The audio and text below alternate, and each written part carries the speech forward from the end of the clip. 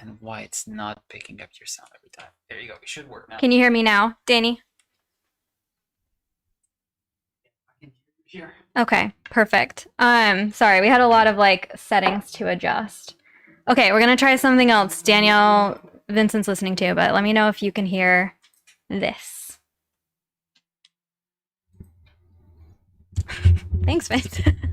It's just a little. This is my handler for my live performance. He's just keeping me. He's making sure all my mic levels are perfect. Wow, that far away, really? Yeah, all right. Okay. It's like very sensitive. So again? Cool. Okay, are we good? Are we good? How is my voice compared to the music? That's what I need to know. Hi, Lauren. Good to see you. Glad you're here. We're testing out some new things today. Sorry. No, it's okay. Vincent's fixing. This is a test stream. We're fixing some stuff. So just be patient. But let me know if it's bad or good, or like what's good and bad. Is it working? Yeah. It looks good. I'm just gonna try the music real quick. I really. Can you. Okay, can you hear music now? We're seeing if we can connect my PC audio to my stream while also having my voice coming through the microphone and then 2 different cameras. It's like a lot of settings. Yeah? Yes. Good. It's just a little higher. Okay, we're gonna make it That lower. would be- Feel free to tell me if it's like good or bad, because I just want something good. I want something that we can do over and over again for a long time. And this helps me feel like I don't need to like non-stop talk, which is exhausting over multiple hours. I don't like this song. You can even turn it down more. Turn that -10 actually. Okay. Okay. We're also, if you hate the song that's playing, tell me and I'll change it. Okay, Daniel, is that better? 2 to 4% quieter. Took it down a few more decibels. I'm excited. If this works, that's great, because I think that it's nice to have stuff going that's just not just my voice. I can, of course, only do copyright-free music, but I do have Epidemic Sound, so it's not like horrible copyright music. Lauren, do you like this? Okay, good. I think this is nice. This makes crafting a little more zen, right? Daniel, this is good. Okay, thanks, Danny. Thanks, Lauren. Thanks, Vince. He's gonna be hanging out behind me. Okay, I'm gonna fix this. This light over here is kind of making everything too warm, I think. We wanna make it kind of somewhere in the middle. Sorry, that's gonna be extra cool for a second, but I think that's better. Okay. Okay, we're in business. How's everyone doing? Daniel, are you working on a craft project or no? Lauren, what about you? You were, I think, knitting last time. That was 2 weeks ago, though. So what are you doing now? Are you still working on that? Daniel, Minecraft. Okay, that's a form of crafting. I think that counts. I'm gonna start working on this while we talk. More people can come. Also, everyone who's here who's not commenting, thanks for being here. Comment and let me know who's here and what you're up to. Daniel making a mod pack. Fun. That's some fun coding type stuff. Guys, also Discord. I know I haven't been super active on it because I've been sick. But I love seeing everyone's comments and projects, and I promise I'll be more active on it this week now that I'm kind of feeling back to more 100%. It's been a wild ride. Lauren, yes, I'm still knitting. This one is a huge snuggle blanket. I'll be here forever. Fun! That sounds awesome. I made one of those when Vincent and I got engaged. We still have it. And I love it. It's a fun project. Is that one for you or is it a gift? Carla, you're welcome. Rohan Stitch inspired me, so I got the visit to Visit the Shire pattern. Yay! I love all of those. Honestly, they have so many good Lord of the Rings designs in that shop that I wish that I could do like an entire Lord of the Rings themed wall. They're all so fun. I only picked the Welcome to Rohan one because the color scheme fit what I already have, and I didn't feel like having to substitute a whole bunch of colors like I did on this one. But that's really fun. Okay, maybe I'll switch camera views now. Leanne, crafting won't start till my 3-year-old goes to bed. I understand. Here's to hoping that they go to bed really quickly. Yeah, okay, cool. Oof. Time to roll up my sleeves. Well, very exciting. I'm glad you guys are crafting with me. I don't know how close I want to make this. Are you fixing it some more? I'm just gonna minor adjustments to your sound. Okay, go for it. Vincent's making sound adjustments because he's the expert. I have no idea what I'm doing in that regard. I'm just gonna sit here. Let us know if it gets worse or better. Carla, how far into the Visit the Shire pattern are you? Did you like just start it, or have you been working on it for a little while? Because I have yet to actually start the Welcome to Rohan one, because I'm taking forever finishing this one. So I'm very excited for whenever I actually get to start on it. I'm kind of tempted to just put this one away for a little bit and like come back to it later. I don't like this song either. I'm gonna wait for Vincent to be done and then I'm gonna change it. I feel like all these songs are like too frantic. But I need to like play around with music. Guys, seriously, if you hate this music, tell me. They have a nice lo-fi collection, honestly. I know, I don't know how to... I looked all over and lo-fi is not something that's listed anywhere, so I wasn't sure what to search for. Here, this one's good. Perfect. Thanks, babe. He even knows more about music than I do. Perfect.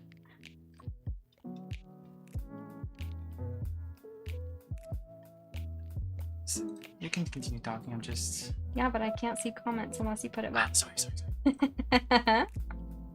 I'm really glad you guys are chill and already know Vincent, because I feel like it would be weird otherwise. He's just intruding on our crafting night. It's awful. Lauren, this is for me, but it might go to a family member. Lord of the Rings wall would be amazing, wouldn't it? That's fun. That you're making a blanket for yourself. I think it's important to keep some crafts for yourself sometimes.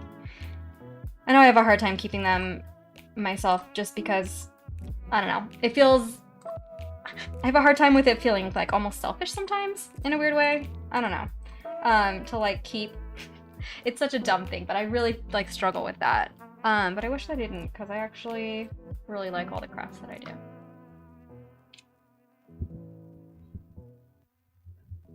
Thanks. Carla, I've been working on it for a few weeks, but I haven't made it too far. This is my first try at cross stitch. Hey! I'm so glad that you've joined the cross stitch club, and I'm glad that you're starting with that pattern, because I think that those patterns are like the perfect kind of level of difficulty for a beginner if you're okay with also still working on a project that'll take a while, because they are bigger, but they're not overly complicated. Like, I think that they're more simple than this one is, which is awesome. Lauren, good luck, Carla. I've yet to start my first cross stitch. Carla, thanks, Lauren. You guys are the best. This is great. Lauren, thanks, babe. Carla, make sure to post pictures in the Discord server if you haven't already, so we can all see what you're working on. I think that's a really fun place to share. Everyone's super supportive. Ooh, okay. I have to look at my pattern and see what I'm supposed to be doing next. I just realized I like haven't been looking at this. I think that we're good though, actually. Yeah, we're fine. We're fine.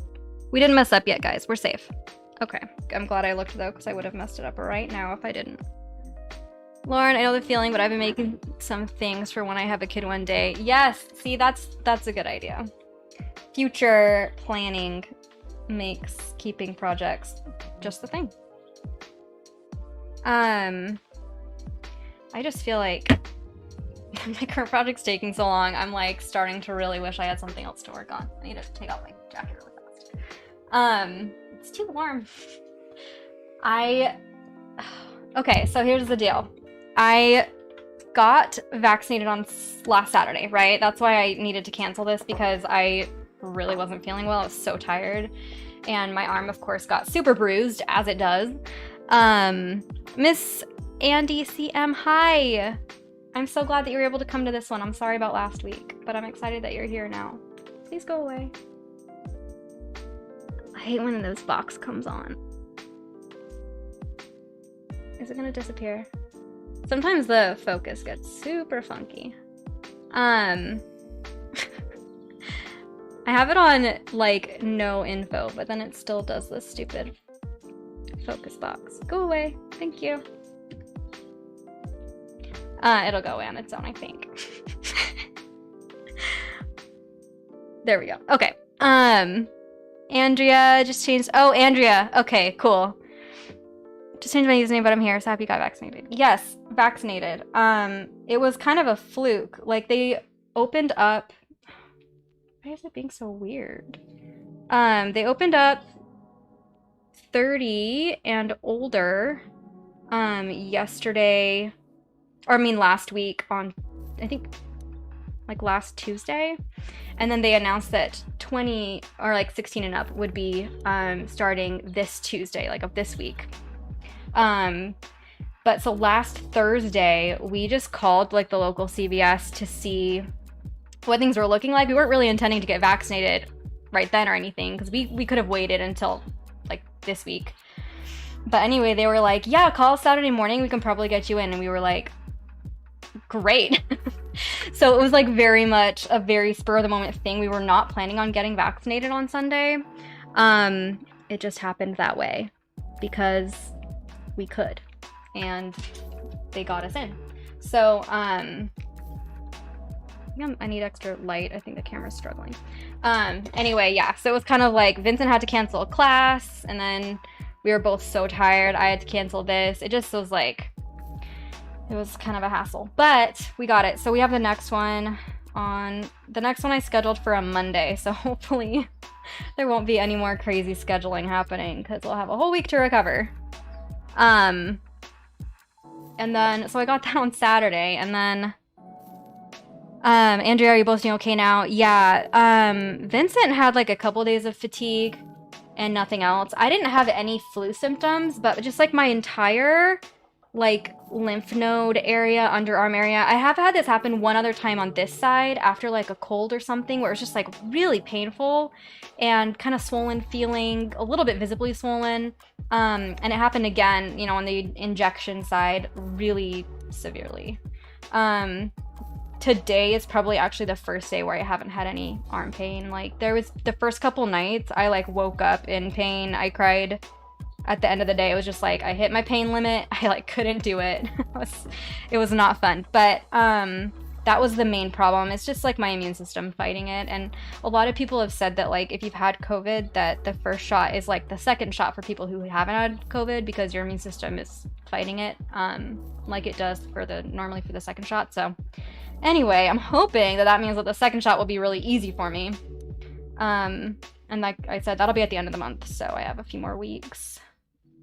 And then, so I had that Saturday, and then I also had a psychiatrist, like my first psychiatrist appointment on Sunday. And it, you know, it's been like weeks coming. I have a therapist that I meet with every week through Ginger, and a coach that I have like texting conversations with every week through Ginger. And then my therapist referred me to the psychiatrist to like look at diagnoses for like whatever's going on with me, because I definitely have major anxiety and depression that I've been dealing with for a long time. So I know you guys already know that, but anyway, I was really anxious for that appointment and kind of worried for it. And that, of course, I have anxiety about my appointment to help my anxiety. But it was so good. I just was like, I think emotionally, especially before that appointment, it was kind of just like too much. I was maxed out between getting the vaccine really spur of the moment on Saturday and then that on Sunday. I just like comatose levels of stress. But the appointment went really good. He immediately prescribed me antidepressant, anxiety meds, and beta blocker to help with anxiety attacks, because I've been having those a lot too. So first week on antidepressants, feeling great. That's the big thing that's been going on, and I'm hoping that in the next month I'll be able to just like feel normal again. That's the goal. I just want to be feeling good and normal. So I know this is way TMI. I don't know how you guys feel about talking about mental health stuff like this, but I'm really, I'm an open book. I think it's good to talk about it because I didn't grow up hearing anyone talk about this. It was like a big deal if people were on, you know, anxiety and antidepressants. It's like kind of a taboo topic growing up. Just, you know, I didn't know anyone on them that they talked about, at least. Anyway, so I'm here to break that stigma because I think that, especially after this year, there's a lot of people that could really benefit from it. And I have definitely like a genetic history of it in my family, so it's probably something that will always be a problem for me, and I'm really excited to like feel good. Andrew, I think it's very important to talk about it openly as long as that's what you want to do. Don't feel pressured doing so. I hope things get better soon. Thank you. Yeah, no, I don't feel pressured. It's a relief to have labels and like know what's going on and have something to say other than I feel really bad. Because even just knowing what's making you feel bad makes you feel less bad. You know what I mean? There's something about just saying like, my anxiety is really bad today that feels so much easier than like just the panic feeling that life is really hard. Just having words for it helps so much. And I've like greatly benefited. I've only been in therapy since February, but I've greatly benefited from it already. And I'm kind of also grappling a lot with the idea of being on medication forever. What I'm on, it's an SSRI, which like it's Lexapro. It's been around since the 90s. And so there's a lot of people that have been on it for like 30 years or more. It's something that has been proven to be like safe and effective over long term with like not any big side effects. So it's something that if I needed to, I really could be on for the rest of my life. But that's also kind of terrifying because I just, even with like anxiety right now, I'm not on any, not anxiety, even with arthritis and like, you know, that's also an autoimmune disease that a lot of people do take meds for their whole life. I just haven't. That's not something that I've done. So it feels scary to be on something forever. That feels hard. So I'm kind of grappling with that. I think it's helpful to talk about it just to hear other people's experiences with it too. Because like I said, it's not something people talked about. It feels hard. But it shouldn't be because I'm only a week in, so like I'm not getting the full benefits yet, but I really do feel so much better already. Like I've had some really good days this week. Even like not feeling well with a bum arm, I still feel like I got more done. And I'm kind of like, I'm back to like looking at Pinterest and browsing outfits that I'm excited about and like thinking about, you know, traveling. And I know that that's partly due to getting vaccinated, you know, because you can think about like starting life again, which is definitely part of like feeling the relief of that. But it also has to do with just not being so down. So that's exciting. Anyway, that's what's been going on with me. I reached my limit. So thanks guys for being patient with me last week and onwards and upwards. I think it's gonna be good. Out of curiosity, have you noticed that cross-stitching helps with anxiety at all? I find it really helps me to zone out from everything around me. Yeah, it's kind of like a mixed bag for me because I zone out too much. Things start to feel overwhelming, and then I am good at zoning into like something that feels manageable, but it's really at the expense of like true productivity. And I told my psychiatrist, like, I just need to function, get my work done, get my housework done, be a full adult, a capable adult.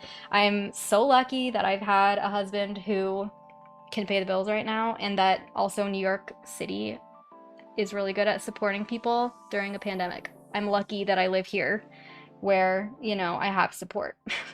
And I have an insurance company that can give me free mental health care and all this stuff. Like, I got really lucky with that.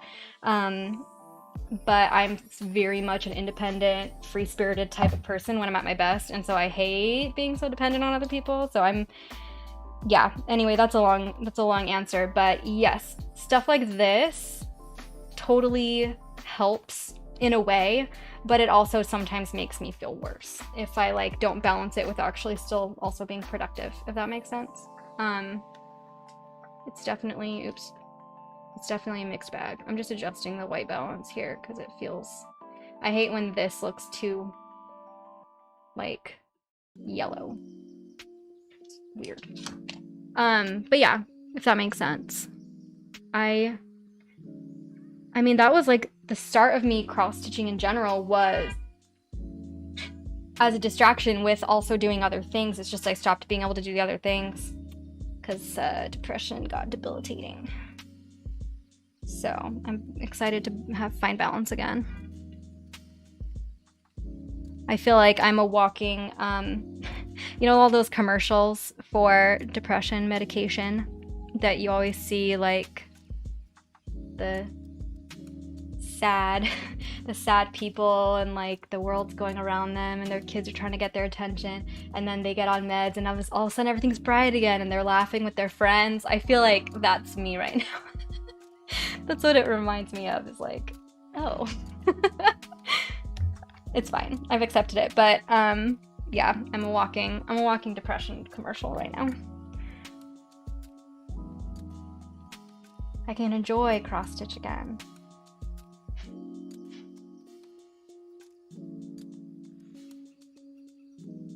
Carla, cross stitch has given me something to look forward to in the evening. Yeah, that's like exactly what I need to get it back to, is like having it be something that is like kind of a fun reward at the end of the day, instead of something that like I can escape to all the time. I think that I have to, you know, there's balance that needs to exist when you're also like a 26-year-old in New York City with lots of bills. Okay, so here's what happened. My thread fell off my needle on the last thing, and I didn't get to actually close up that stitch, so I'm gonna have to kind of jerry-rig it. But I think I can do it.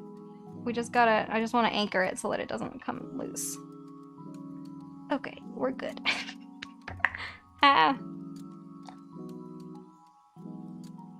Mary, hi! Nice to see you.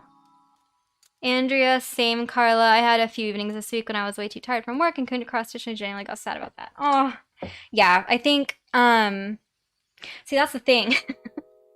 I think I said this in my last vlog, but like, that's part of my problem, is that like cross stitch is, it's not all I do on YouTube or anything, but it is kind of partially also work for me right now. Like, I need to finish this project so I can make a video about the next project. And so I think that that's the hard part, is that now that it's work and, you know, it starts to have the same weight to it, it's not quite so relaxing as it used to be in that way, if that makes sense. Okay, I need to look at this closely and make sure I don't mess it up. I have to do some counting. Mary, I only just remembered about the stream this evening. I've got to go get my cross stitching. I'm so glad you remembered, and I'm glad you're here. I missed you. I missed all of you. I really, really did. I'm so glad to be back. I started streaming on Twitch, by the way. It's totally okay if you're not interested in what I'm streaming over there, which right now is Minecraft. It's just something fun, but it is weird to be on a different platform and like not have all of the names and personalities that I'm used to over here on this stream. Like I genuinely miss it. Andrew, I wonder if it would be good to have a personal project that you do and don't share with us, and that's not work, that's play, although I'd still want to see the purpose of it. I know, see that?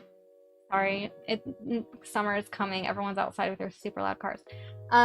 Yeah, that's the problem, is like I want to share it too, because this is like what I enjoy, and that's how my YouTube channel started, is with me sharing things that I love, and like, so it's hard for me too. But I think that really, once some of the mental burden is alleviated, everything will feel more fun again. It's just like, you know, I've been through a lot of trauma-related stuff in the last few years that I think, you know, gotta dive deep with my therapist and then keep pushing through, build some new like good daily habits and rituals that, you know, totally been thrown out the window during COVID, just like everyone's has. And then I think it'll feel more fun to work on projects again. And I think part of it is just in the doing it. Like, I just need to muscle through until it feels good again, I think. Jade, good morning. Hi. Good evening for us. Good morning for you. Mary, I caught a little bit of the Minecraft. I'm in Devris over. Oh, okay. Cool. I did see your name then. See, I gotta figure out everyone's screen names on the different platforms. Okay, cool. I'm glad that you're there. I mean, like I said, it's totally nothing that I expect anyone that found me for crafting to be interested in, but if you want to hang out with me over there, it's pretty chill. It's a good time, and I'd rather talk to you guys than teenage boys. Jade, I haven't managed to catch your live Twitch news, but I'm watching the first episode. I've enjoyed. Oh, yay! That's so great. It's been a fun process to learn. I am definitely very much a noob. I'm not like particularly good at Minecraft, but it is. I do enjoy it, and it's another form of creativity that's felt a little less daunting lately. It's just, you know, I don't know. There's something less permanent about placing digital blocks. Especially, I think, since I've labeled myself a beginner over there. Pressure's off. I don't have to be good at it.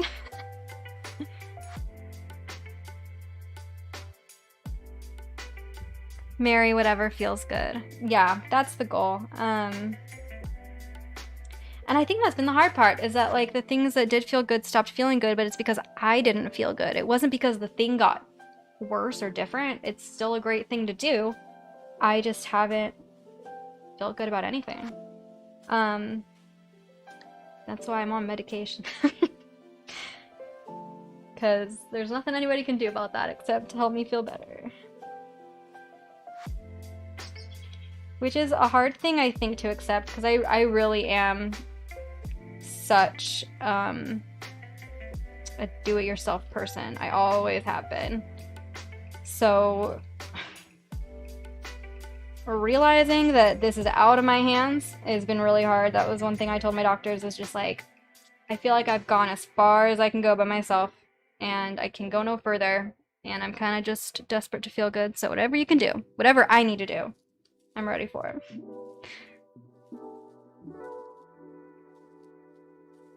Let's see, what else is new? We saw Godzilla vs. Kong last weekend. It was really fun. We loved it. We saw it in Dolby. So it's like that's my favorite theater at AMC. It's the perfect mix of like the big reclining chairs and the big enough screen, not quite as big as IMAX, but big enough. And then you have like the really good sound. So I really, and I have to admit that like not Dolby, Godzilla, guys, I think that like the Godzilla franchise, like the Monarch whole storyline, might be one of my favorite like movie franchises right now. I love monster movies. I can't even express to you how much I love them. I think they're so fun. Lauren, can I ask, are you left-handed or right? I realized I saw a cross-stitch video earlier where they had their hands switched the other way. I wasn't sure if there was a certain way to do it. Oh, I am right-handed. I think I'm goofy. I don't know, maybe not. It feels easier to guide the needle with my right hand where I can't see it. I've tried to do it with my left hand and it feels really hard. But I'm goofy on like how I skateboard and stuff also. I think I'm a little bit ambidextrous for a lot of things. So I don't know if this is the left-handed way to do it or the right-handed way to do it. But I feel like it's easier to have my right hand underneath. And I'm right-handed. Lauren, can't wait to see that. Yeah, it's really fun. There's something about, I don't love horror. Horror affects me a lot. I just have a really active imagination, and shapes start to look like things in the dark if I watch too many horror movies. It really does like give me nightmares. But monster movies, I could watch monster movies forever. Like Twilight's vampires, it's lame vampires, but it's vampires. Like, that's why I love Buffy the Vampire Slayer so much. I love monsters. I love the big giant clashes in the cities and everything gets destroyed. Monster and disaster movies. I'm really, really excited for A Quiet Place 2 also for that reason, because those monsters are sick. They're so cool. Yeah, it's a good time. Mike, how do you say that? Mike? Mike? Tell me. Hi, nice to meet you. I just started cross-stitching and it's so relaxing. Can't wait until I have more time in the summer for longer projects. Yes, it's a super fun thing to do in the summer. I like it a lot better than like knitting or crocheting in the summer just because cross-stitching feels less hot without like yarn on your lap.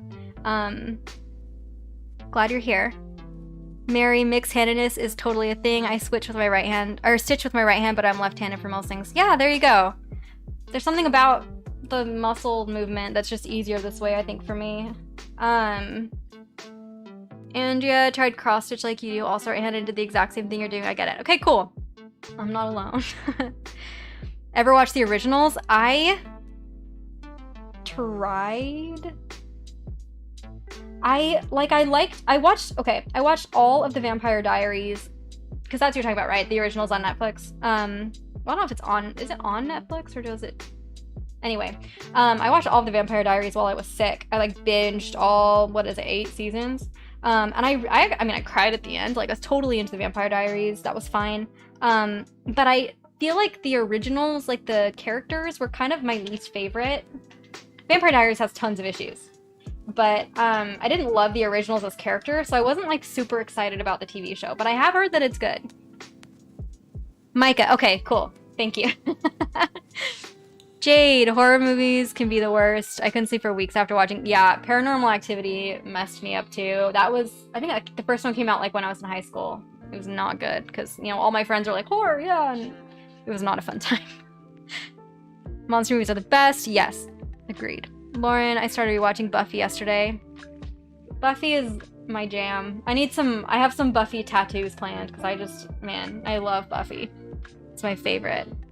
I watched it all the way through probably 5 times. Angel too. I mean, you watch Buffy and then you watch Angel and it's just like so good all together. I'm obsessed. Micah, you watched the Buffy finale today? 5th rewatch. Yes. High five. We're all the same here. Mary, I don't like horror movies, but I think it's just because I don't really like movies in general. Fair. Movies are not a requirement to a life well lived. I'm so sorry. They're coming right down. You can see all the light.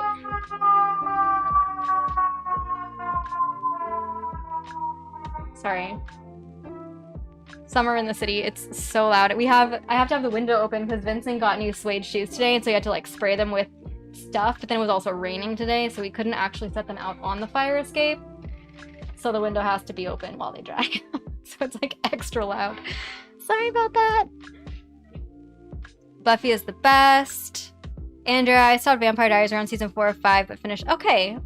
Andrea finished the Vampire Diaries the first time last week. Not started the originals yet, but I don't know if I feel invested enough in it. I think the originals turned out to be a better show, but maybe I'm sharing an unpopular opinion.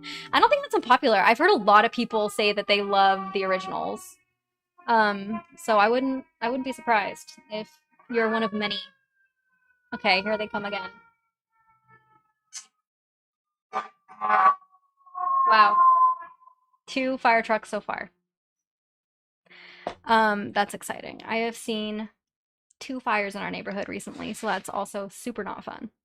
I hope that nothing bad is happening in our neighborhood.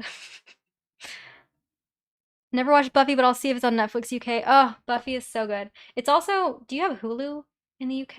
I don't know if you do, but Buffy is on Hulu, and so is Angel. Or it was, last time I checked. It's very fair, Lauren. I started the originals for Klaus and stayed for Elijah. Elijah's storyline was nice. I do like him. A little girl arg monster. Lauren, I love that. I really want to get bored now. You know, Evil Willow, Vampire Willow. I really want to get bored now, like on the back of my calf, like up by my knee crease. It's pretty small. I think the idea of it's hilarious. I love the idea of people being able to read that as like I walk down the street behind me. Micah, I always start my Buffy rewatch on season 2 and finish on season 1 because I always find nostalgia gets me through the campiness and bad special effects. Yeah, I think that it's so self-aware. That's why Buffy has aged so well, because it's so self-aware about the campiness and the bad special effects. There's enough funny that it works. You know what I mean? I think that's why I can still watch it and love it. Because I wasn't watching it when it came out. Like I was born in 94. I started watching it in when I was like in junior high school. So it was already like way after the show had ended. Um, because I started high school in 2009. But it totally works for me.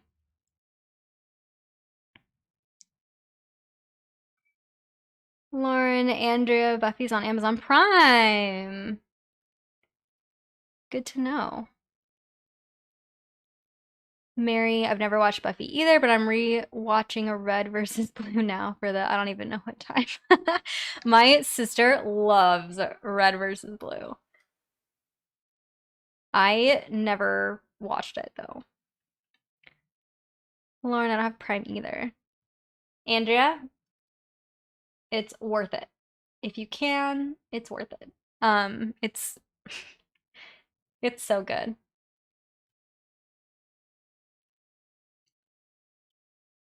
Lauren, Willow's my absolute favorite character. I love Willow too. She has like the best character arc, and I just love her and Tara together.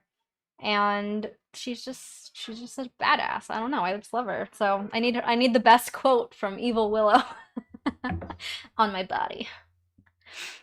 Jade, I watched Buffy when it first came out on TV. It was the one night I could stay up late. I love that. Mary, I'm so weak for seasons 9 and 10. The fights are really good. Yeah, I've heard really good things. I can hear myself. Vincent. That's okay. Okay, guys, we're talking, but I need to move this to a new area, and I've been holding off on it because I didn't want to miss anything.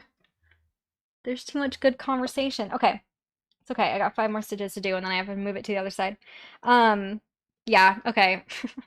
Also, by the way, I have a tattoo appointment on Tuesday, so that'll probably be. I have a vlog that needs to go out first, but that'll probably be in an upcoming vlog. I'm not going to tell you what it is. It'll be a surprise. It's a fun one though. I'm excited about it.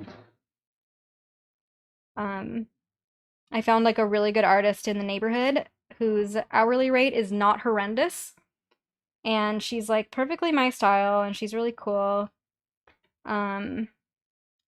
So I think that I'm going to finally get caught up on some of the things I've been wanting that I've been holding off on because of COVID. It's gonna be a good time. Mom, if you're watching this, this is your warning that that's coming. I don't know if she's on tonight.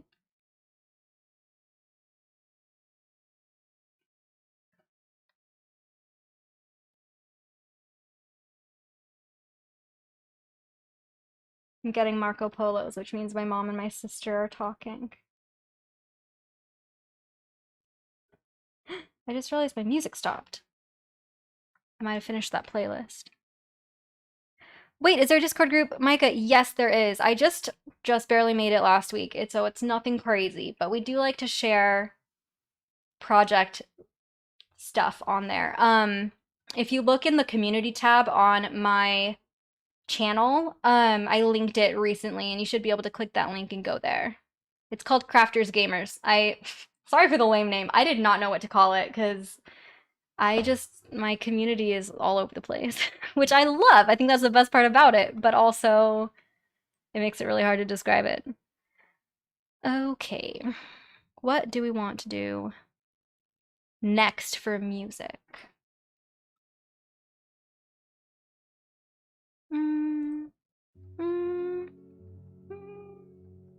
I don't know. Maybe this. We'll see how this is. I'm on Epidemic Sound, so it's all copyright-free music, which means it's nothing that you would necessarily recognize, but it's generally pretty good. It's what I use for my movies too, or my videos too. Lauren, I can't wait to see. Oh my gosh, I love when people get tattoos. I know, isn't it fun? Should I make a video with like the healing process, or is there anything you guys are interested in as far as tattoos go? Because I can share whatever. I made a tattoo healing video a while ago that a lot of people have found helpful, which is great. But I wasn't sure what else there was to share about that. I don't even know. But it is something that I really want to do more regularly because I just really love tattoos. And I think it's very on brand for me anyway. It's my aesthetic. It's my style. They're like permanent accessories.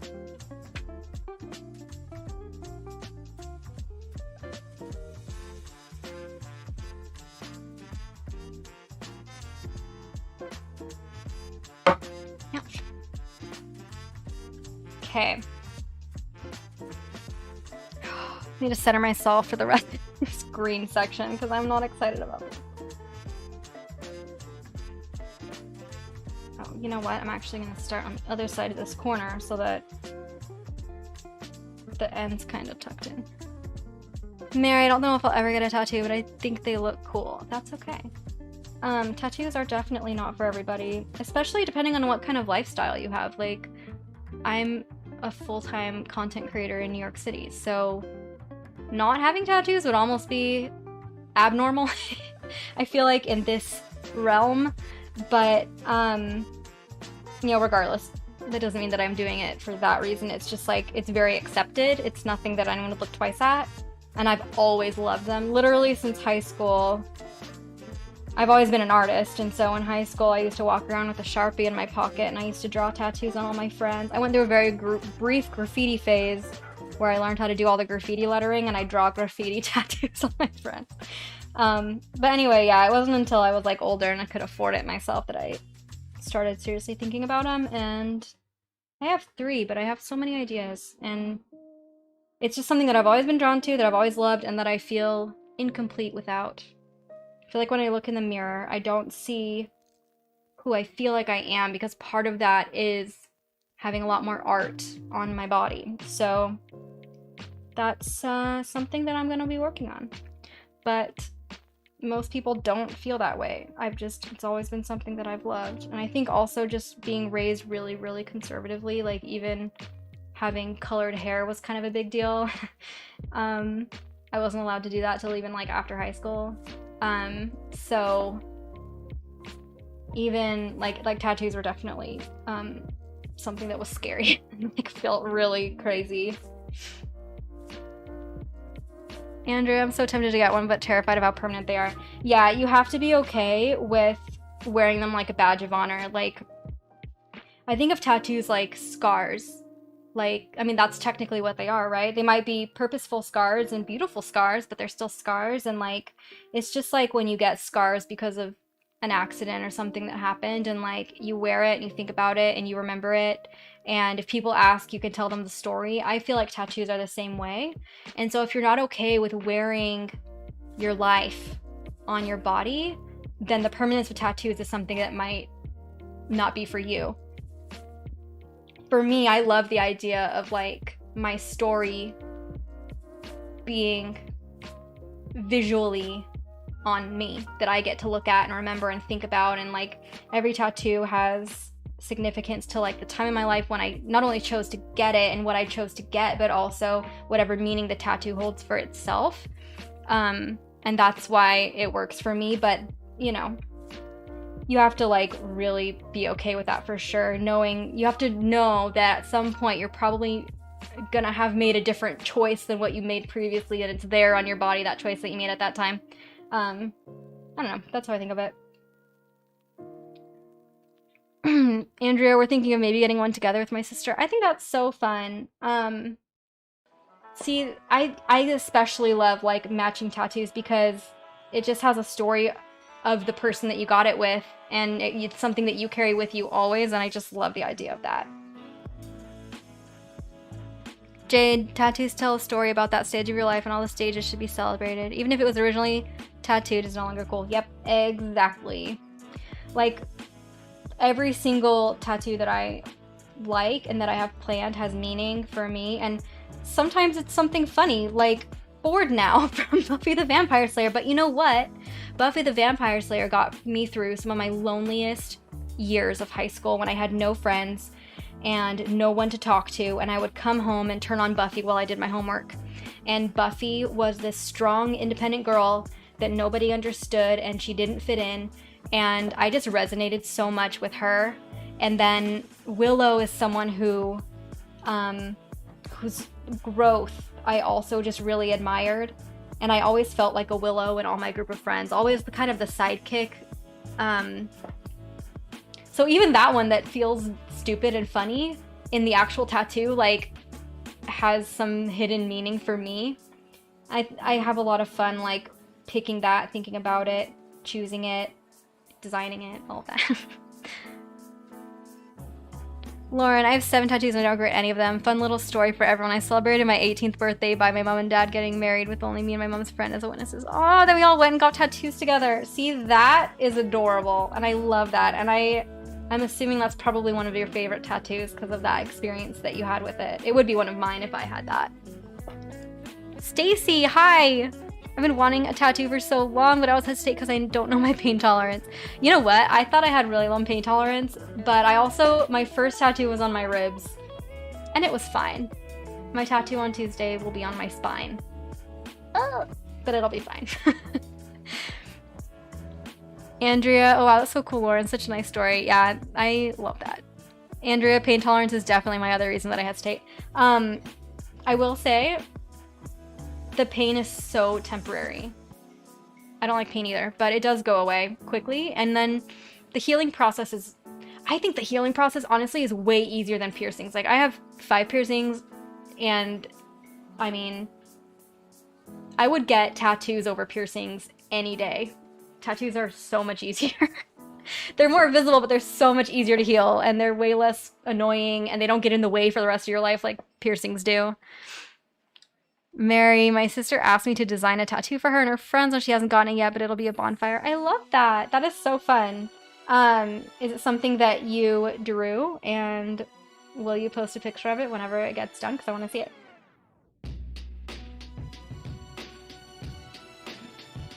Sorry, my headphones keep falling out. Probably because I only have 1 in. I'm gonna fix that right now. Okay. I just feel like these are noise canceling, and I don't want to like start talking extra loud because I think I can't hear anything, but it's just because of the music. Okay, I don't like this song. I was saying this in the beginning of the stream, but if any of you guys don't like the song, please just say, can you change the song? Because I'm just playing random music just to have music. Yeah, sure, it's a simple little line art bonfire. I'll put it in this card. Cool, I can't wait. I love simple tattoos. I don't like color for myself because my style changes too much. Some days I wear neon, some days I wear neutral, some days I wear, like, you know, red, yellow, and blue, like very basic. And I just can't imagine picking any color tattoos that would ever match with all my different outfits. So I'll always do black and white, and I don't even like a lot of shading. I really just like simple lines. I got this one. So this was the one I got. Oof, like February of last year. It's been a little over a year. This one's for my grandpa because he always had one of these cow skulls in his art studio in his garage. But that one has a little bit of shading because the artist said it would probably wear better over time, and I actually really like the shading on it because it's not over the top. But most tattoos will be line art that I ever get. Mary, that sounds really nice. Yes, Lauren, it does. Super nice. What I need to do, you guys keep your eyes out. If you see any tattoo designs for cross stitch that you like, on my list of like to do in the future that I haven't figured out yet is some kind of cross stitch tattoo. I haven't decided what I want it to be. It just needs to be something made of X's. So maybe you can help me research. I haven't looked into it too much yet. It's just on my list. Andrea, please give us a little tattoo tour if that's not too personal question. Oh no, not at all. Yeah, so I showed you this one. I'll show you. I have 3 currently, and then I'll have number 4 on Tuesday. There's this one here. I'll even switch camera views. You can see. So this is my cow skull. It's like a little over a year old, so it's still pretty fresh. But I love it. I think that it's cool. And I think the artist did a really good job with it. Sorry, it's like not straight. Back of your arm, I love how it looks when I look, you know, in pictures and stuff. I'm like, hey, that looks nice, but it's so hard to show. And the other one that I got for my birthday last year is this one. It's like a Deathly Hallows, but more exciting. And then I have one, I don't know if I can, I have a romper on, so I can't show you this one, but it's right here and it says make good art on my ribs. It's also not cute because it's like 5 years old. I think it's 5 years old. I can't remember when I got it. But it's Neil Gaiman, I mean. Do you guys know him? He is an author. He's my favorite author, in fact. And he gave this commencement address in 2012 that was all about making good art no matter the circumstances, and how making good art will carry you through a lot in your life if you're a creative person. And it's a charming, funny, inspirational commencement address that I encourage you to look up, Neil Gaiman. If you haven't ever listened to it, I listen to it probably at least once a year, and I have since I graduated high school in 2012, and he gave it. But yeah, so that was my first tattoo, because I just think whatever's going on in life, make it art and make it good. Let's see. She's posted. Okay, Mary, I'm gonna go look at it. Lauren, yeah, all of mine are black and red and fit my goth aesthetic. I love that. I think that if I did any color, it would be red. That would like be the only. You know, if I ever like, I feel like a little red heart outline would be cute somewhere. That's probably the only color I would ever do. Micah, how many tattoos do you have? I always have ideas for tattoos, but I'm scared I'll change my mind too fast. Yeah, I have 3. I do have more planned. So for me, it's more about the overall look than the individual tattoos, which is probably why I'm not as picky about them. Like, some of them are funny and some of them are super meaningful and serious, and it just all kind of depends on which ones. Never thought of a cross-stitch tattoo, but they sound cool. Yeah, I think it would be, I mean, it would be boring. The artist would just be drawing crosses the whole time. But I think it would look really cool. It'd be fun to do, you know? Or fun to have, I mean. Stacy, maybe this year I'll finally get one. I'm gonna influence you. I'm gonna make videos about mine, and then you'll be influenced and you'll go do it. Which one hurt the most out of the 3? I assume ribs. You know what? Honestly, this one on the back of my arm hurt more. Okay, I'm gonna pull I'm too hot anyway. I gave up on this sweater. I don't know why I keep putting it back on because I like how it looks. This one hurt so bad on my inner arm. Oh man, it was really, really painful. This is like such a sensitive, you know, part of your skin up near your armpit. That one actually hurt the most. This one was pretty bad right near my elbow, but the rib one wasn't actually that bad. It does feel more jarring because like you can feel the vibration of the tattoo machine like in your whole body because it's vibrating your rib cage. But as far as like sharp stabby pain, it was definitely the skull. Oh, Micah, Discord link expired. I will give you a new one. Give me a sec. I'll just drop it right here in the chat. I just have to start Discord for a second. Found some red heart cross-stitch tattoos. I'll post on Discord. Ooh, okay, Andrea. Maybe you'll be influenced too. That would be amazing. I wouldn't mind that at all. Oh yeah, Mary, Endeavors, they are right there in Discord. I should have put 2 and 2 together. I'm just dumb. Okay. How do I invite people? Oh, there we go. Found it. Okay. There you go. That link should work, I hope. Let me know if it doesn't. Lauren, getting my ribs tattooed was such an odd experience for me. I felt like I could feel, yeah, it's jarring. You know what? It's exhausting is what it is. It's more tiring than other tattoos because I think that you just feel like you can't really breathe normally, maybe that's what it is. I'm trying to think it through.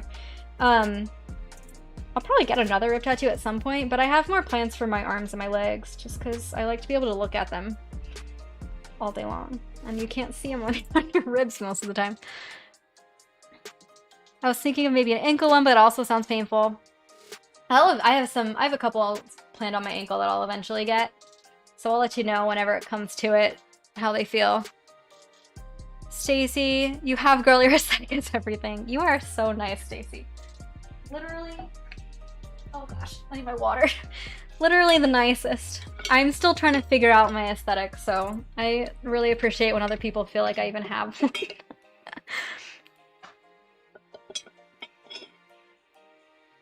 Get so many drinks here. I haven't been drinking anything. Okay, this is iced tea from Taco Bell, but the ice melted, so it's kind of gross. I think we're done with that. I think we're not gonna drink that anymore. Cool. Yeah, so there you go. There's my plans. I think this is something... Mary, your aesthetic is like kind and comfy artsy. Thank you. I love that. That's everything I would ever want to be. I think I know what vibes my personality gives off. I think I'm more friendly than cool, you know, like I'm not aloof in any way. If anything, I'm like an oversharer, and I'm fine with that. I've accepted that about my personality.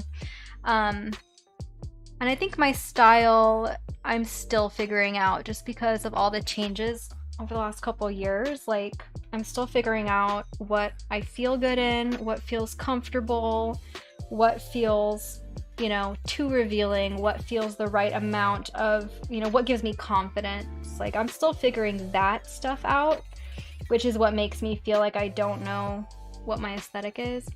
But I do know what I've always loved, and that is art, crafting, tattoos, you know. One thing that's definitely changed is my hair. Like, I used to be the one who was always changing their hair. It was like a joke with my friends, like, what's Emma doing now?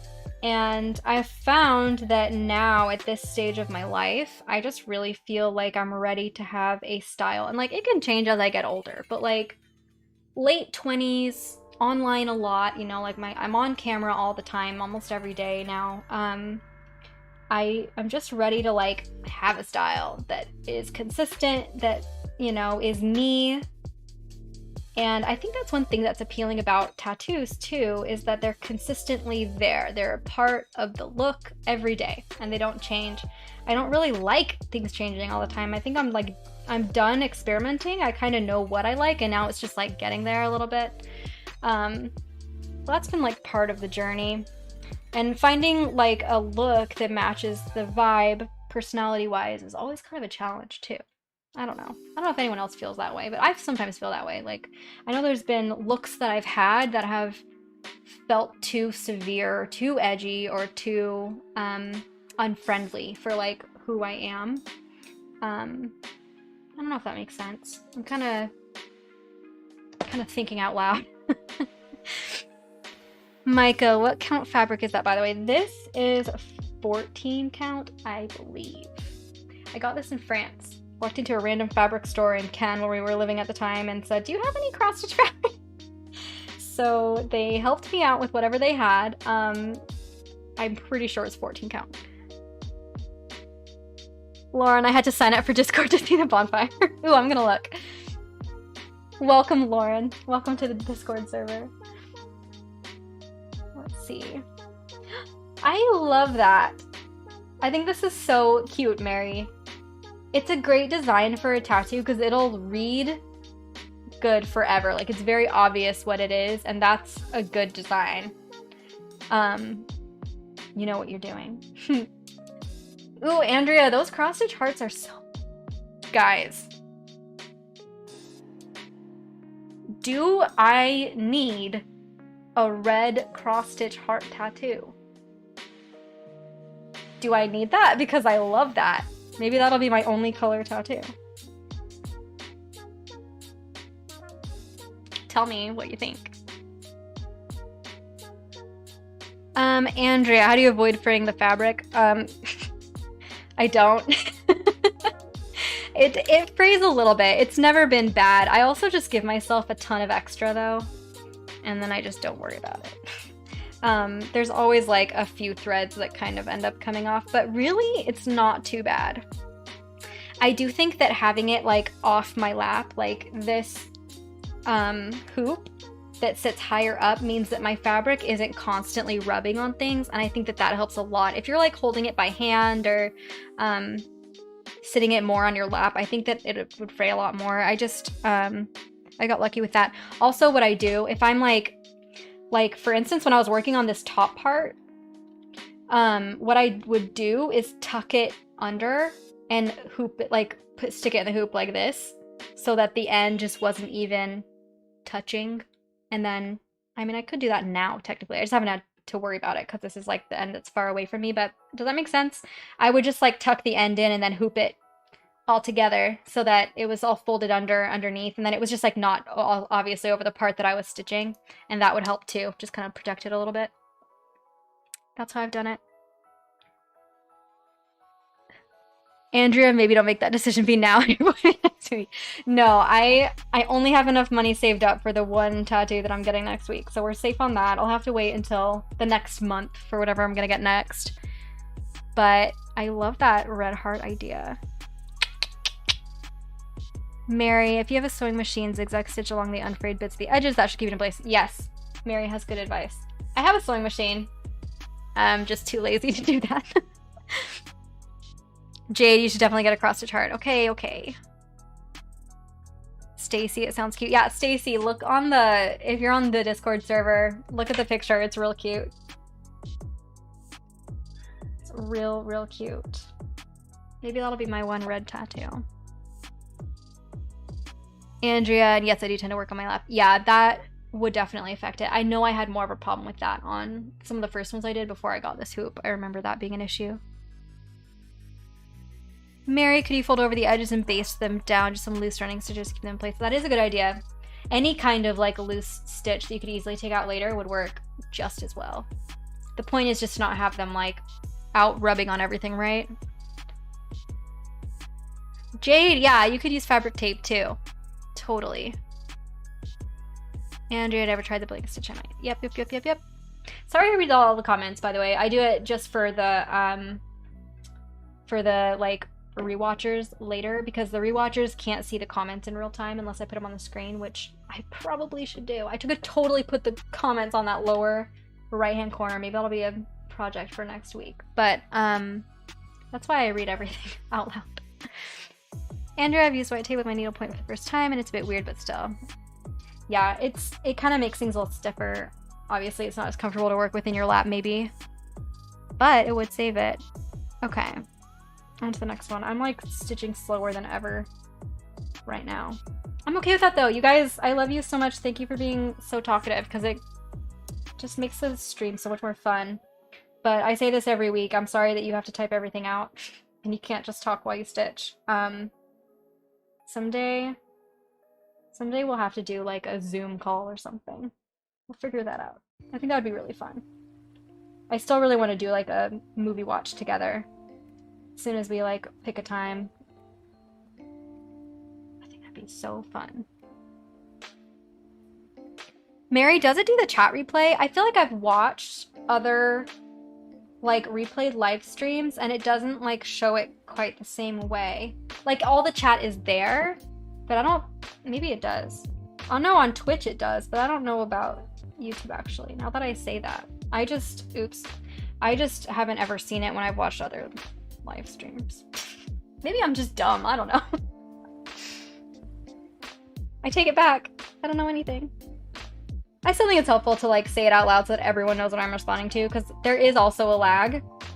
I have it on the lowest latency possible, but I know that there's still like at least a several seconds delay.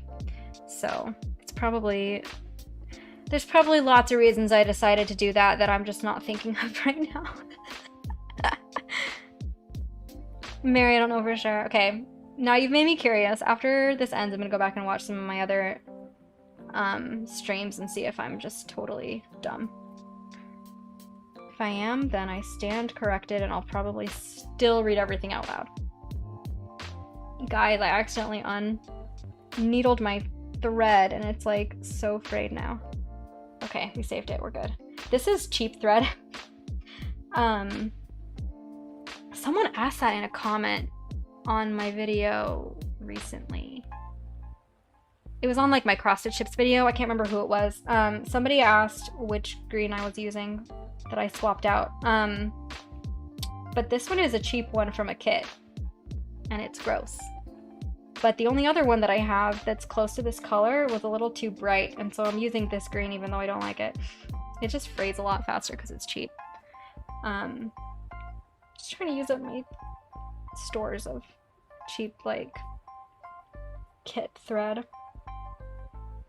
This is actually from the first cross-stitch project I ever did, which was this little tablecloth kit that Vincent's grandma gave me. It was like little strawberries all around the edge. And this was the green from the leaves. Mary, did you get a candle wax your thread after? No, I still need to do that. We barely left the house except to go to the movies. I still need to get one. Thank you for reminding me. I need to put that, if I don't put it on my list, I forget. So I just need to put it on my list. Miss Andrea, I never realized kit threads are cheaper and worse than regular DMC threads. It depends. This one definitely is. It's from some random, you know, French kit. It's probably so old. This one, it definitely, like, the threads just feel thinner and less smooth. And, like, look how frayed this end is. It just starts to, like, really fall apart at the end. Mary, I actually really need wax for this one. I don't have any. I need to get a normal candle. There's a whole bunch of them at the store down the street. I just haven't been into that store in months. I need to stop by. Now that I'm halfway vaccinated, in a few weeks, it'll be free reign.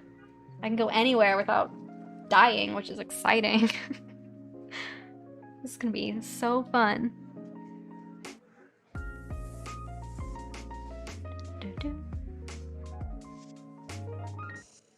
Epic summer. Andrew, I went through all the threads I own and organized them in a box found. That was the most satisfying experience ever, isn't it? Man, I went down the rabbit hole recently of watching, like looking at people's completed DMC collections with like all 450 colors, whatever it is. And then I looked up all the different sources that I could get all the threads I'm missing from. It would be like $200 for me to complete my collection. And I came so close. I talked to Vincent about it. All of like the colors in perfect rainbow. It's just so satisfying. But I couldn't bring myself to do it. Maybe someday. I just decided I have to do more projects and then I can fill out my collection that way by buying extra threads every time I'm doing a new project. Andrew, I was so tempted to get the DMC collectible box with all the threads, but nah, I don't really need that. Yeah. Especially with how long projects take, like it would take you a lifetime, I feel like, to get through that much thread. Like you and me, everybody, anybody. Oh man. Nilakuma, hi, welcome by the way. I haven't seen your name here before. I so wish I could collect all the colors. Yeah, it just is like, they're just beautiful. They're just beautiful to look at. And the rainbow is just so satisfying. Someday. Someday if I become a professional cross-stitcher, I'll have an excuse. Andrew, I also use an Excel sheet to keep an inventory somewhere of what I have, and it's so fun. I love that. I literally, in my Etsy cart right now, have like a downloadable DMC thread, like Excel sheet, like a digital one. Again, haven't pulled the trigger on it yet because I know as soon as I do, I'm gonna want to start collecting threads, but I've been looking at it. No, I still felt using DMC floss as thread. LOL, similar suggestions talk about 70 colors. Love that. That's so fun. What do you make out of felt and DMC thread? Mary, my personal favorite bit was putting it a column of thread colors with all their hexadecimal counts. Wow. Jade, that's a great idea. I love spreadsheets. Yeah, Jade, there's so many. There's a lot of, I mean, obviously you could totally just make your own. But there's a lot of really cute spreadsheets and stuff that you can find on Etsy too that people have made with all the like DMC colors. It's a whole thing. It is a whole big thing. Andrew, I favorited like 20 different patterns on Etsy. I'm getting very invested in this hobby. I'm not at all unhappy about this. Yeah, same. I own probably like 10 patterns. And I've been working on this one since last August. Like, this is gonna take me a freaking year to complete, I think. No, we're gonna finish it soon. I'm lying, but it feels like it's gonna take a complete year. I'm so ready to start some of my other patterns. Mary, as in coloring the cell, that color, it's real pretty. Yeah, I love the idea of that. That sounds really fun. Noah, I make custom plushies for people when I'm up to it, but I also cross stitch mostly larger full covers. Love that. That is so fun. Plushies, I definitely went through a phase of in high school, but it was crochet. I made little crochet ones. They're so charming. What are your favorite kinds of plushies to make is my next question. Micah, got some threads from a garage sale and just realized that at least 2 are mislabeled, and I have to go through and check what number they are. Oh, that's the worst. Yeah, the very first threads I ever got were from Vincent's grandma. She just gave me like all of her old stuff basically, along with that kit that they did first. And none of them, almost none of them had the labels on them. So I have a whole bunch of threads still that I just kind of color match like as close as possible with threads that I've purchased that I do know the actual colors of. I've tried to use them up onto like floral embroidery projects where like the exact shades weren't quite as important as in cross stitch. It's so hard to match when they're not labeled. Jade, great, another rabbit hole for you. You're welcome. It's never ending. Stacy, are there any crafts arts you want to try that you haven't? I kind of want to try pottery. Oh my gosh. I actually took a pottery class in high school. It was sculpture and design. So we did pottery. We also did other kinds of sculpture. But my favorite in that class was paper sculpture. I really enjoyed that. And I've always loved origami. That's something that I'm just good at. Like I can read the directions and follow them pretty good. I actually have like there's so many amazing like Asian like market shops and stuff downtown in Manhattan, and there's tons of amazing craft stuff you can get there. Oh no. Okay, wait, I have to move this really fast so I can show you this. Sorry, you're probably getting a view of my armpit. I just have to show you this one thing. If I can find it. I have to feel for it. Aha! Okay. This is something that I got recently that I really want to get back into. It was a stocking stuffer. We went to Pearl River Mart downtown. Sorry, it's probably so loud because I'm close to the microphone. We went to Pearl River Mart downtown and like picked each other's stocking stuffers before Christmas. And I chose my origami, this little origami paper. I haven't started doing anything with it, but I really love origami. When my grandpa was sick, about 6 or 7 years ago, he loves Asian art and especially Japanese stuff, but he was in the hospital and my family sorry, I'm losing my train of thought. We folded 1,000 cranes for him and had them in his room, and I took some of them after he died and I kept him like for a long time in New York and then also in Utah when I was at school. I kept them in my room. So I really love origami. That's something that I really want to get back into. I know that's not something that I haven't tried, but it's something I would love to do more seriously. It's kind of maybe this will become my hobby is origami. No, I love crochet, all crafts. So fun, I love crochet too. Andrea, love the idea of trying pottery. Yes. Human and furry dolls, Noah, that sounds so cute. Mary, that sounds like it takes a lot of skill. Andrea, can we save the plushies on Discord? I remember use Discord, I've tried, but I didn't really get it. Oh, that's fair. Nilla, it's way easier than you think. Just don't overthink it.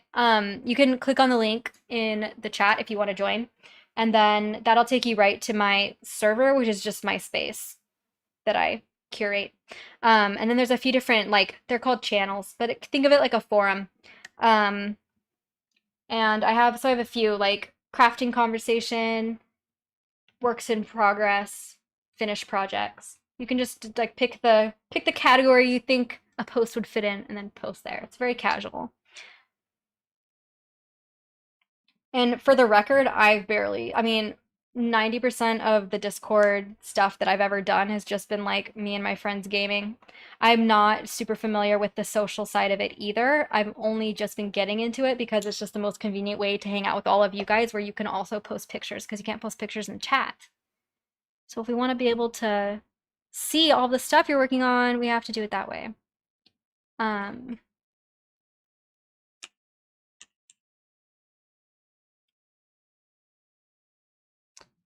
see.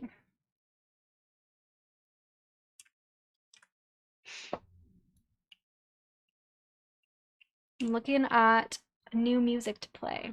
It's time for... Maybe this will be good.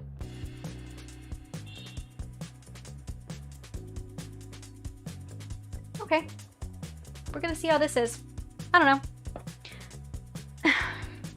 No, that sounds really cool. It is super fun. Like, no pressure at all, obviously. Do whatever you want. But if you wanted to be able to share stuff, we love seeing what everyone's working on around here. Guys, this part of my project feels really hard. It's just like so much counting. Maybe what I'm gonna do, here's what I'm gonna do. Instead of filling it in line by line, I'm just gonna literally do an outline so that I don't have to keep looking at my pattern because it's bugging me.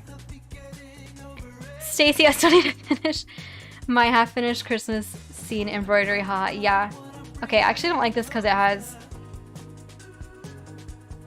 Do we like this music? Tell me what you think. Mary says funky. I don't know if that's good or bad.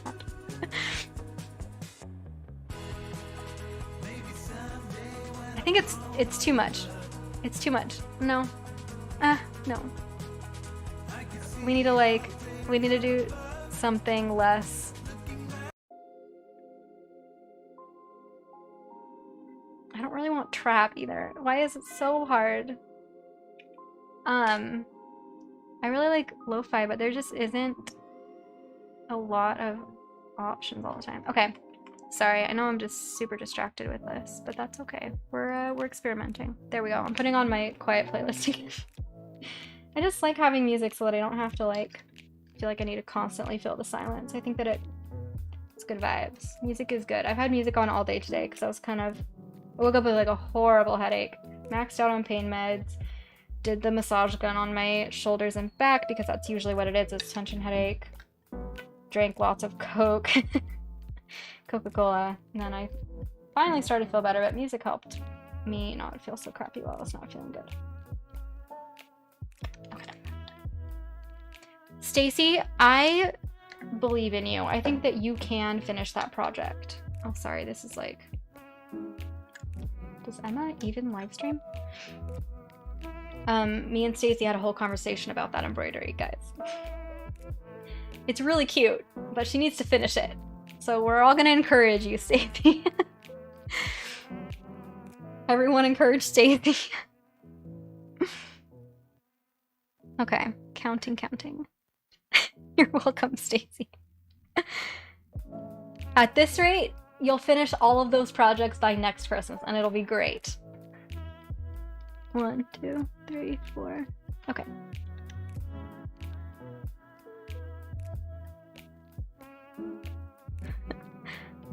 Andrew, I think I started my Teacups project in August 2019. I've been working on it on and off for years, basically. Yeah, I mean, cross stitch is not for the faint of heart as far as how long things take. That's what makes it great as a hobby, I think, because it feels like it's kind of a high upstart cost. Like it feels expensive to get all the threads and stuff, but you can work on it for so long that it really does fill up a good amount of time, which I enjoy. So no shame in taking a long time. I'll be lucky if I finish this in a year, honestly. I'm already so tired of it sometimes. Like, I love how it looks. It doesn't bother me to look at it. It's just, I really, really, really want to work on that Welcome to Rohan project so badly. But I also don't want to switch back and forth because I have a feeling I'll never come back to this if I don't finish it. Andrew, I've been taking photos every time I work on my project to give you a sense of my project. I think that's a great idea. You could make like a cool little like stop motion video going through the whole thing, which would be very cool. It's my YouTuber brain, but sounds fun. Andrew, you can definitely do that project by next Christmas. We believe in you. See, Stacy?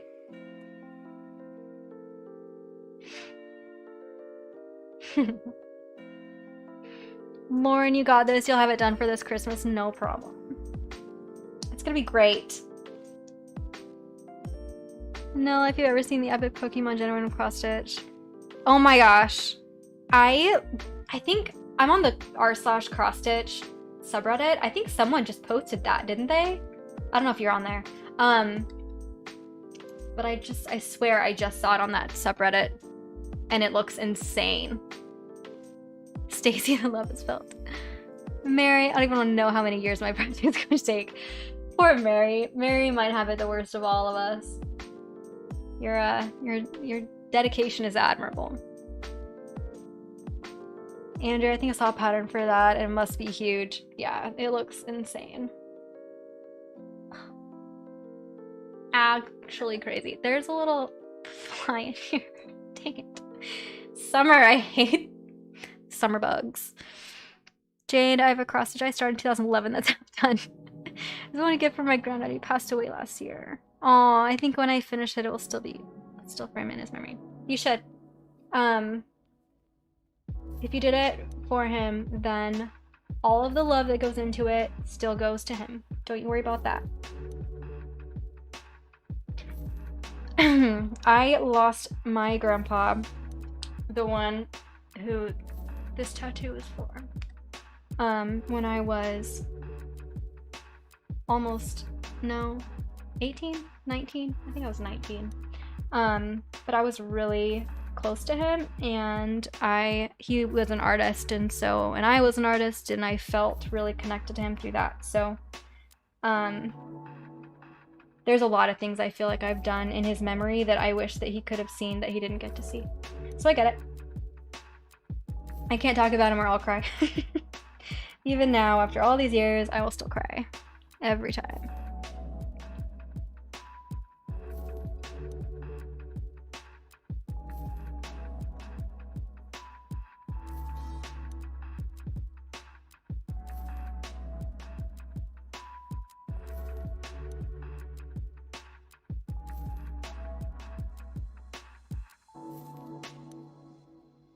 Okay, this is a much better idea. I'm so glad I'm doing this outline because I was struggling, but this is way easier.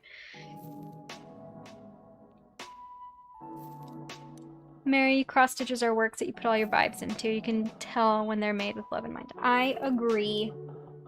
And you know what? I feel like the people who pass on wouldn't be able to take it with them anyway.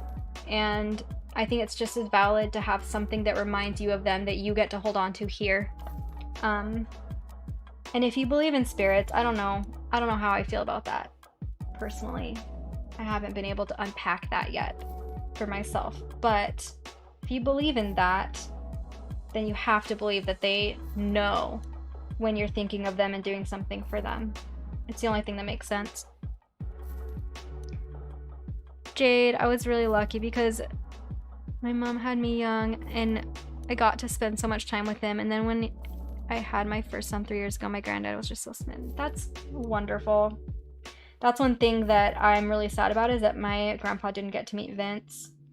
I really wish he could have. I think that he would have liked Vincent. But instead, Vincent just gets to hear stories. Lauren, Jade, that's beautiful. I like to think that whenever you work on a project, you put all your love into that moment in time. So it's like a timeline of memories and love. Lauren, I agree with that, especially for these projects that take so much time. Your circumstances change as you work on them, right? And I think that's cool. I would agree with that.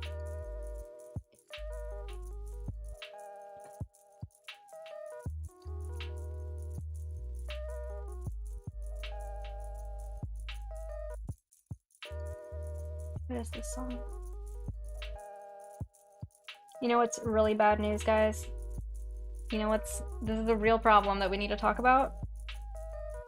My lips are so chapped. And here's the thing. I have chapstick right here in my desk drawer. But my tripod with this camera is in the way of that drawer. And as chapped as my lips feel right now, I don't feel like moving the tripod to get some chapstick. I'm really tempted to text Vincent and ask him to bring my other chapstick, because I have chapstick in every room of our house, to bring me the chapstick that's more easily accessible. This is gonna be the test to see if he's watching this stream. I don't think that he is. But if you're watching this, Vincent, I need we're gonna give it a minute, and then I'm gonna have to get into this drawer and get some chapstick. Help me!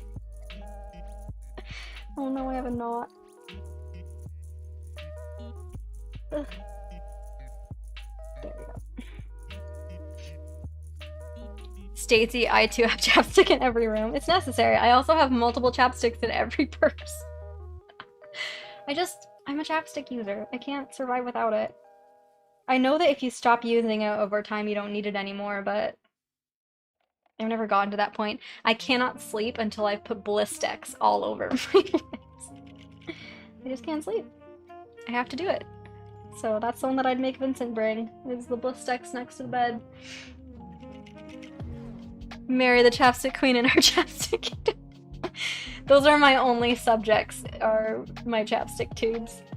I will say very proudly that I have finished multiple chapstick tubes. I know most people lose their chapstick or it goes through the washing machine before they get to finish it, but I have finished multiple chapstick tubes. I am a dedicated chapstick user.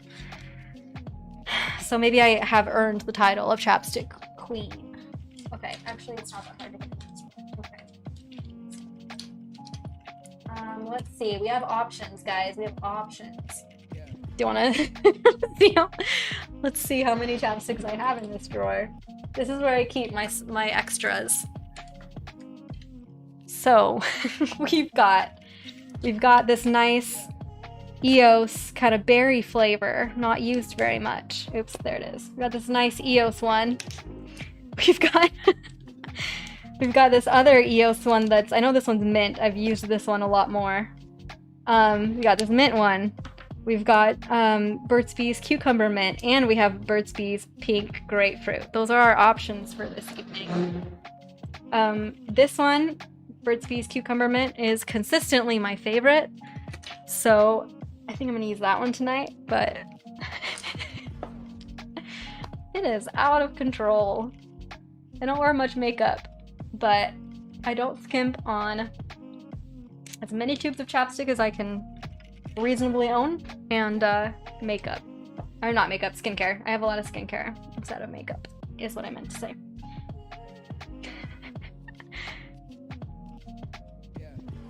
Ah, so much better. Hi Danny, welcome back. Missed you, brother. 2, 3, 4. You missed all of our really exciting tattoo talk.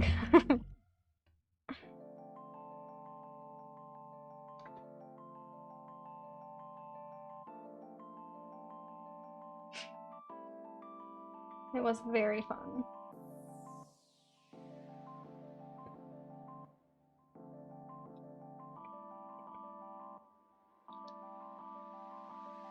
I think this is my favorite playlist so far. I need to find a few others. Sorry I didn't come musically prepared. It was kind of a last minute idea. Daniel should have been there. Maybe next time. Oh man, see, this is why I don't like this thread, because the ends get kind of frayed and then they make knots. Ugh, it's gross. Maybe that's why I'm not enjoying this section. Okay, I'm gonna have to rip it. This thing is like very not. Okay, we're good. Jeez. Okay, we're gonna make sure that doesn't happen again.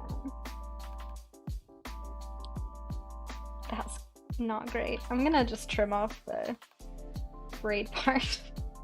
Oh, I hate this thread. Why did I pick this one? Stacy, music is good. Okay, good. This website has tons of good music, but I really like, they have this particular section on this website. It's Epidemic Sound.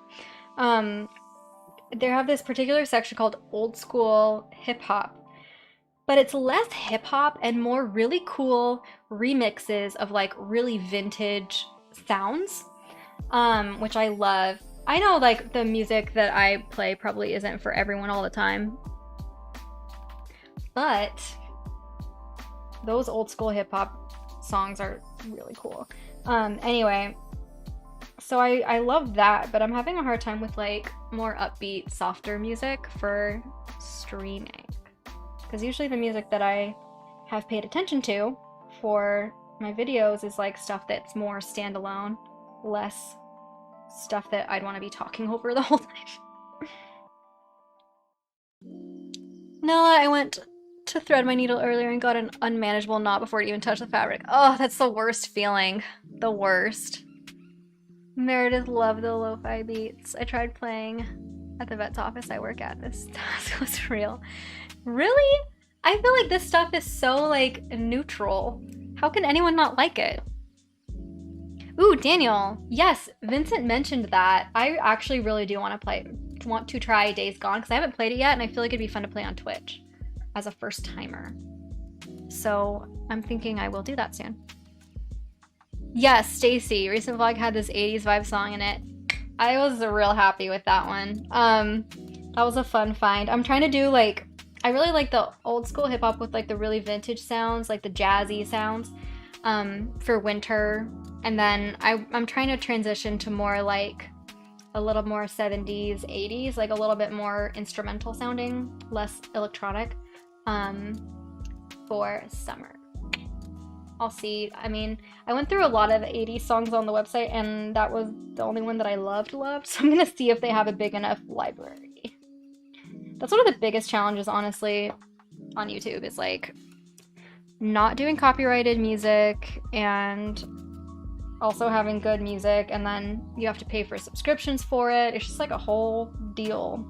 That's why most people just either do the same songs that you hear over and over again that are copyright free, that you can find for free on YouTube, or they just don't do music at all because it's like such a hassle. Everybody wants to take money from you if you put on anything copyrighted. Andrew, I forgot to give you Horizon Zero Dawn update. Ooh, yes! Started from the beginning again, and like minute 2, the girl falls in that underground thing, and I hate underground parts. No, okay, you have to get through that part. It's important, but also there's hardly any underground parts in the game overall. You don't have to spend very much time underground in general, if you don't want to. So you just have to get through it. It's scary at first. Now I just speed run that part because I know it really well. But it's worth it. There's nothing scary. Just so I'm gonna spoil this part for you, there's nothing scary in that part. It's just story building. So you don't have anything to worry about in there, besides like the occasional bat or rat. Andrea, I think I'll try to share play with a friend so I can experience it with someone. You know what, Andrea? I actually am planning on... My thread got tangled again. I'm actually planning on playing Horizon Zero Dawn on Twitch soon. I started with Minecraft because that's kind of where I'm more comfortable, but I really want to play through Horizon Zero Dawn on like very hard for a challenge, because I was playing it through on hard and it felt too easy because I am just too familiar with that game. So if you wanted to watch me play it, you could. I don't know if that's what you're into, but if you are, I will be doing that. And you can see what that part is like before you have to play it. That's totally an option. Okay, sorry, this thread is hopelessly tangled. This is what I get for talking bad about it. I talked bad about this thread, and now it's like, you thought I was tangled before? Look what I can do. It's It's not happy. It's not a happy thread.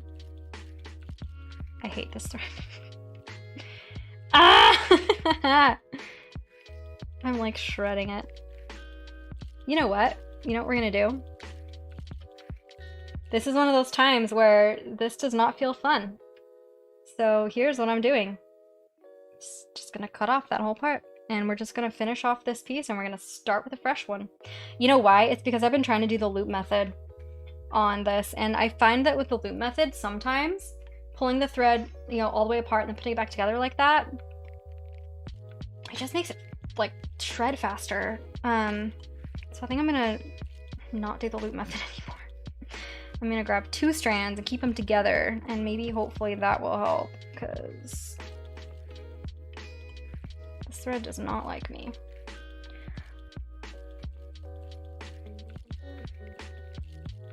I did do it before actually, so I know it's not scary. Okay. Good. Oh yeah, you said you started it again. I am dumb. And I'm reading things too fast. Lauren, do you prefer Andrew or Andy? Just your name, I wanted to check who you like best. When I started, my controller was vibrating for the rats and I was like, yeah, it's jarring because you go from like this beautiful, you know, open space to suddenly it's like, I don't like it either. And then like there's like the skeleton and yeah, it's not super fun. It's actually probably my least favorite thing that you have to do in the whole game is that initial part. Part of it's just that like it's tutorial, so like you don't have any supplies or materials yet, you know, it's boring. But yeah. Vanilla, when you start with floss, do you peel one away or pull it out? If I'm doing 2 strands, then I pull or peel it like, and if I'm doing 1, then I pull it out. And that's probably part of the problem with these crappy strands.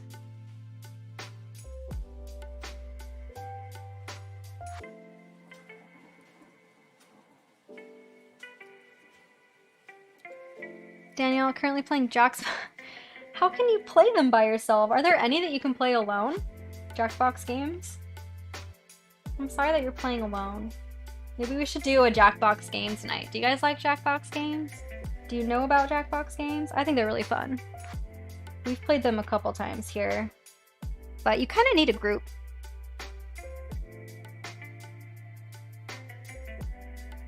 Danielle, I think that you should pick up a hobby like crochet or cross stitch. And you can do that for fun while you're on the stream with me. You can be a little crafter. Mary, Jackbox games are so fun, aren't they? I just love them. Danielle bought Party Pack 7. Fun! I think we just have the first 3, 4? I think we have the first 4. I don't know any of the new ones that they've come out with. Mary always down. Good to know. We're gonna make plans. I have so many plans for like what we can all do together. I'm excited that you guys want to hang out with me. I feel like you're a group of friends that I just want to make plans with you all the time. So I want to find ways to connect more too. Let's see. Okay, we're making progress. I'm feeling way better about this. There's very little that I have to think about doing it this way.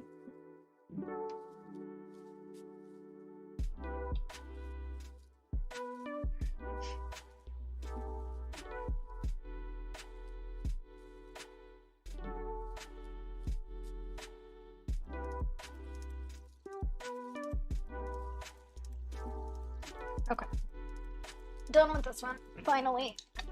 Ugh, jeez.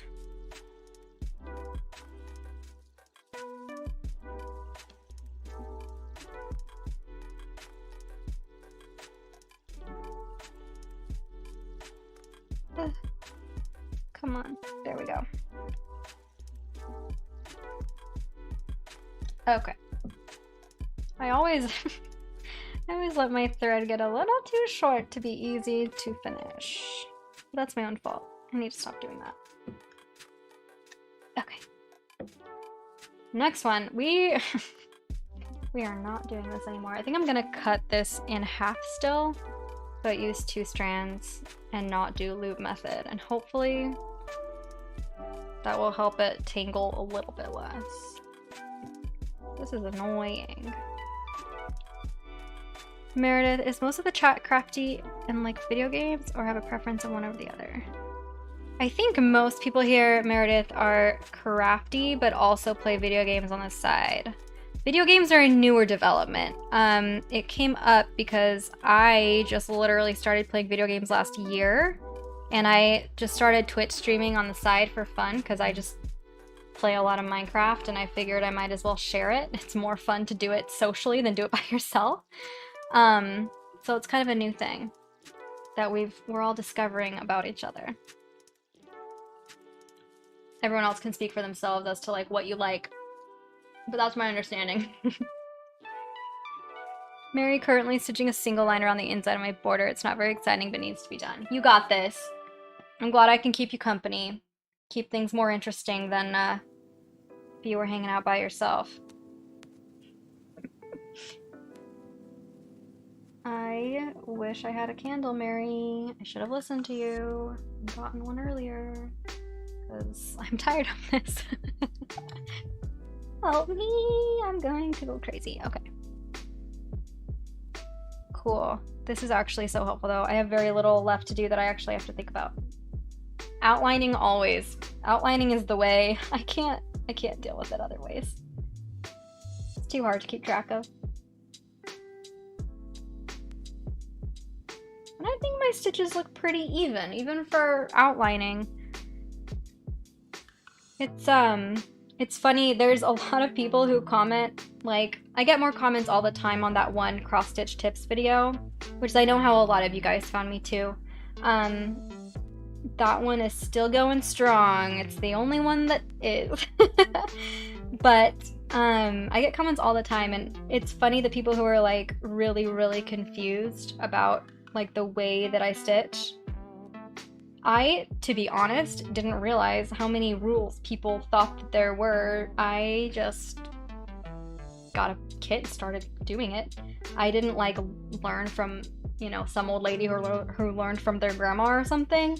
I just learned on my own. So there's so many people who like to question my methods. I don't really have methods. This is just who I am. So I hope you're cool with that. I always feel awkward having, like, I always go through a moment of trying to decide if I need to respond to those comments or not. I usually don't, because there's no point. And there's like 10 of them that have been asked in the last week. They can go scroll and find other answers if they want them, but it's just funny. Like, this way is way easier for me and way more fun.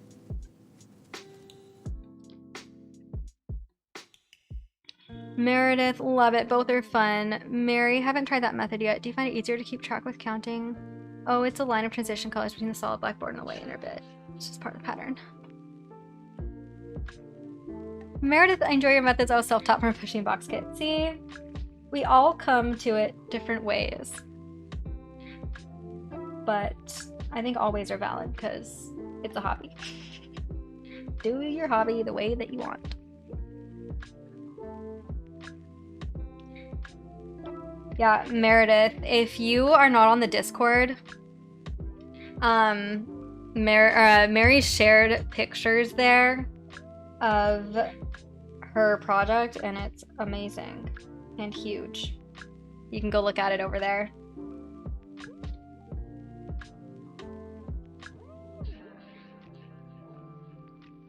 It's quite impressive, and I am not brave enough to do something that big yet.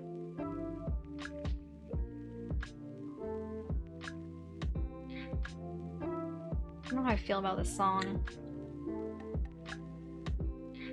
Mary, it's time consuming, but it's gotta be done. The song is called The Rain is Sad. And it sounds sad. I don't like that. Ugh. Let's see.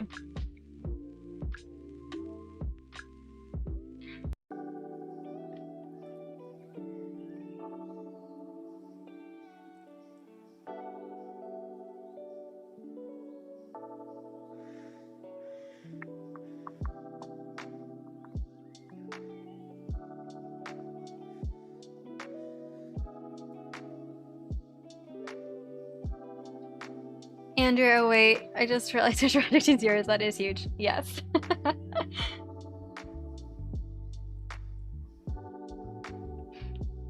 Meredith might have to explain Discord to this technology challenged adult. It's not as hard as it sounds. We're all kind of learning together, Meredith. This is the first time I've ever seriously used Discord also. It's kind of like forums, but they're called servers, and you can have subcategories within them that are called channels. So basically, I have a server called Crafters Gamers, because I'm not good at naming things, and that's the first thing that came to mind. There's a link to the server that is mine in the chat somewhere if you scroll. I can post it again if you need it, but basically, if you click on the link, that's an invitation to join the server. You can join the server, and then you'll see on the side there's several different channels, like crafting conversation, works in progress, finished projects, and basically just join in the conversation, whatever you feel like posting. We just use Discord because it's a place where people can share photos, and you can't do that in like the YouTube chat, obviously, and so it's a place where we can all share project stuff and not just me, because we love doing that. Andrea actually is the one who messaged me asking for that in general, just like a space where everyone can share, and I had been wanting to do it anyway, so I just did it.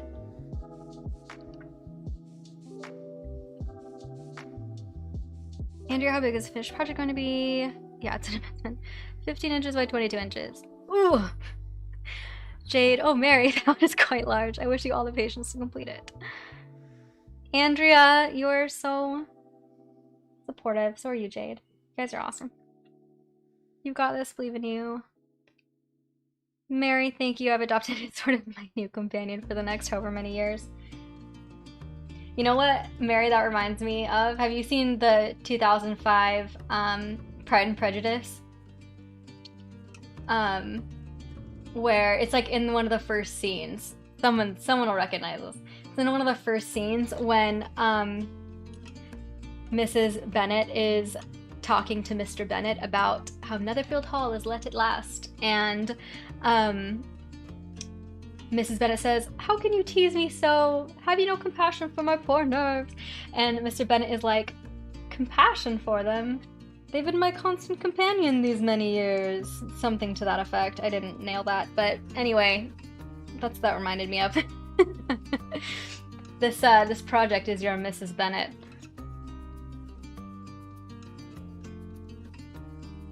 Andrea, honestly, I just got jealous that Emma got to see what projects people were working on and I didn't. Yeah, fair. Every time someone would like show them to me, I wanted to find a way to share them, but Instagram isn't the best place for that, so Discord is much better. Meredith, oh nice, sounds lovely. I'll have to figure it out and check on Mary's progress. Andrea, I love that film. Mary, it's so good. If you like good music and good cinematography, I think that the parts that they left out of the Pride and Prejudice story were okay to leave out, and the parts that they included were the perfect parts to leave in.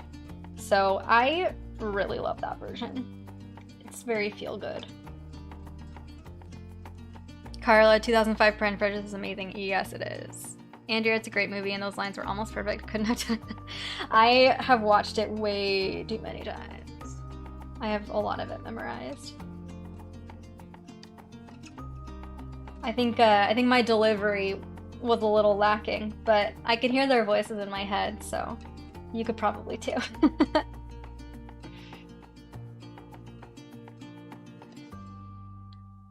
Jade, I've watched Pride and Prejudice and Zombies.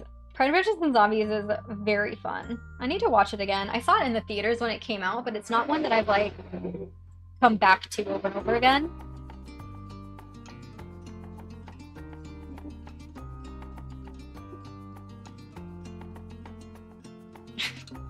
I swear, I think more people have purchased, I don't know if you can hear that. It's so loud to me. But I know the microphone does a pretty good job of not letting you hear everything. I swear more people in our neighborhood have cars than ever, and they just vroom them right up the street at night, late at night. Andrea, yes. BBC's version. Ooh. On Audible. I was thinking of like the BBC Pride and Prejudice, which is great too, but too long for me to watch consistently. But I didn't know that it's on Audible. That's fun. Oh, yeah. Here.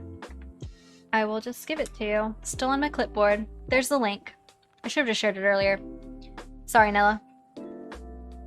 Jade, it's just one of those fun movies that you don't take seriously. Yes, totally. Andrea showing progress on my project on Discord and then heading to bed because it's 2 a.m.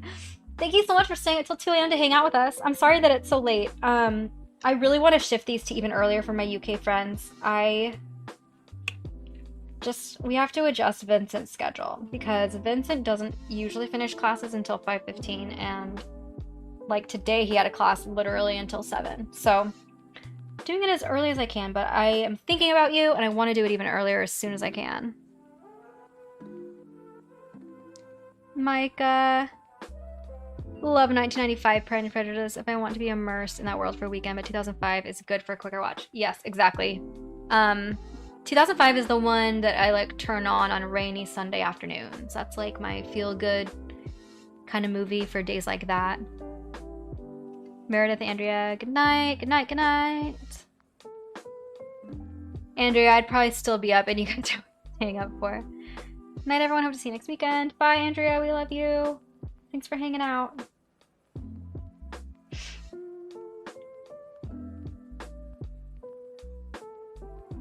I speak for everyone. I'm assuming you all love Andrea too. I just realized I said we love you. I love you. I don't know about everybody else.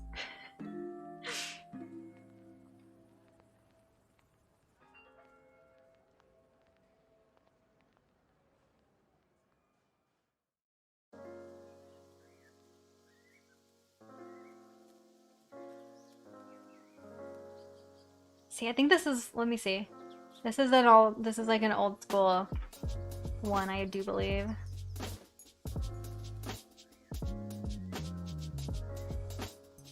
Yeah, this is one of the artists that I like, that does the cool sound bites mixed in. I just think this stuff is awesome.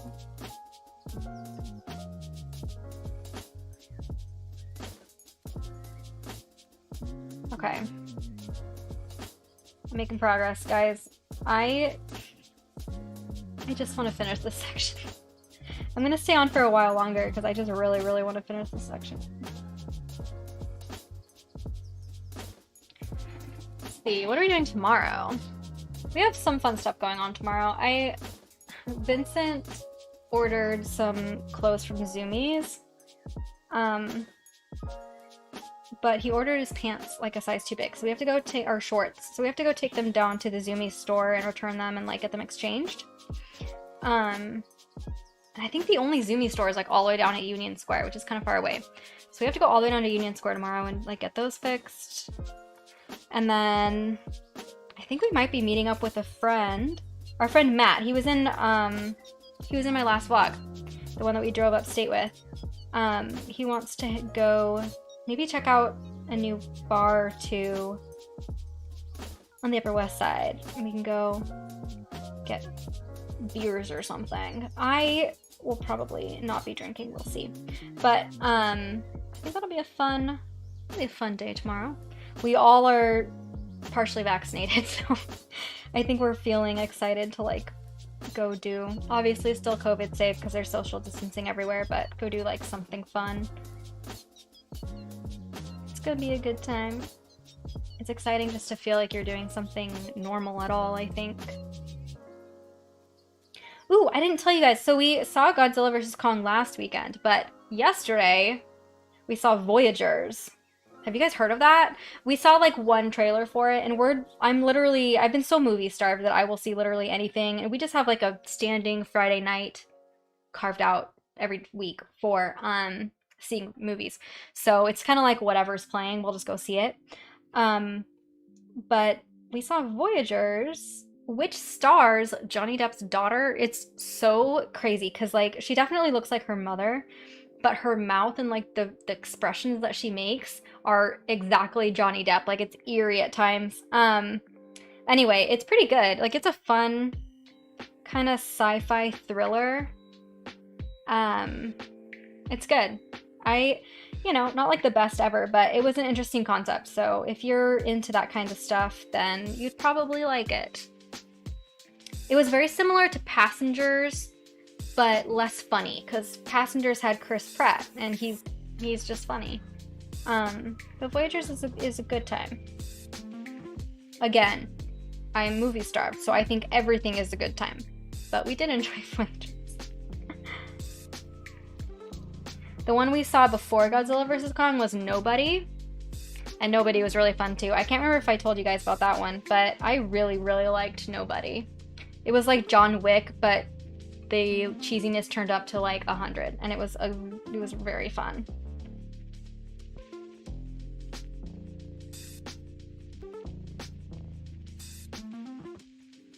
So A+ to all of those. I don't know what we're gonna see next weekend. I'm just really ready for anything. Oh no, I'm gonna text Vincent and tell him to bring me a new camera battery. See that little red flashing light? Gotta tell him.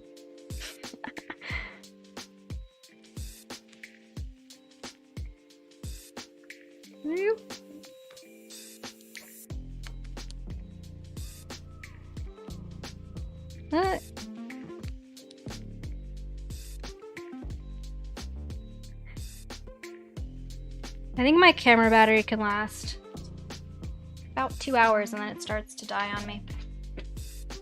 Yeah, Bridget, I just texted Vincent to bring me a new camera battery.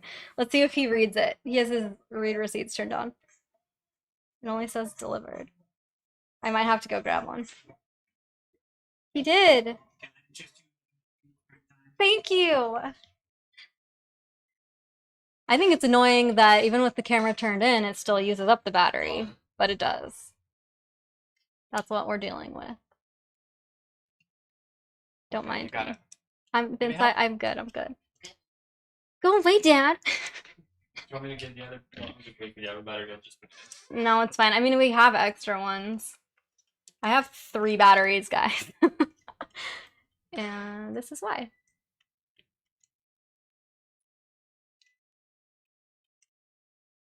Here you go. Thank you. Welcome. Sorry. This is so unprofessional, I know. Keeping it real. Keeping it 100.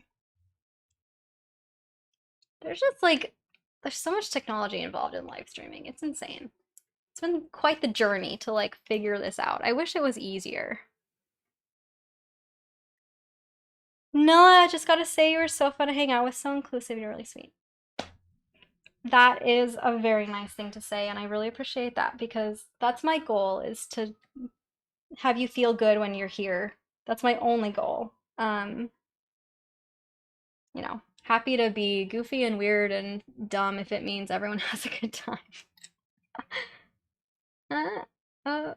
Okay, cool. Let's see, we need new music. Meredith, I agree. No, the first time I felt comfortable enough to talk in chat. Yay! Yes, everybody should feel comfortable because this is, picture this, like, we're just all friends and we just happen to be hanging out separately but together. That's how I feel about you guys.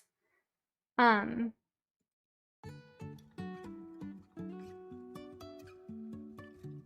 this music isn't right. I hate this. Life is a winding road. No. Ooh, what is Spring Feelings? This'll work. Again, tell me if you hate any of this. You guys are very nice though. And seriously, anyone who's lurking, I love you too. Even if you don't talk in chat, that doesn't mean anything. That just, I mean, maybe you're busy actually crafting, which is awesome also. That's fine. You know I understand that. But, yeah, everyone's welcome. Whatever crafting you want to do or not do is also welcome. You can hang out on Minecraft or Jackbox like my little brother does too. I think that counts.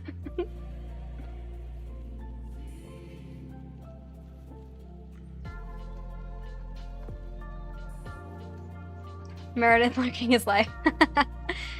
Mary, we are kind here. Agreed, agreed, agreed. Jade, agreed, Meredith is the first group chat I don't feel awkward in. It's nice. Other people like gaming and crafting isn't even one or the other.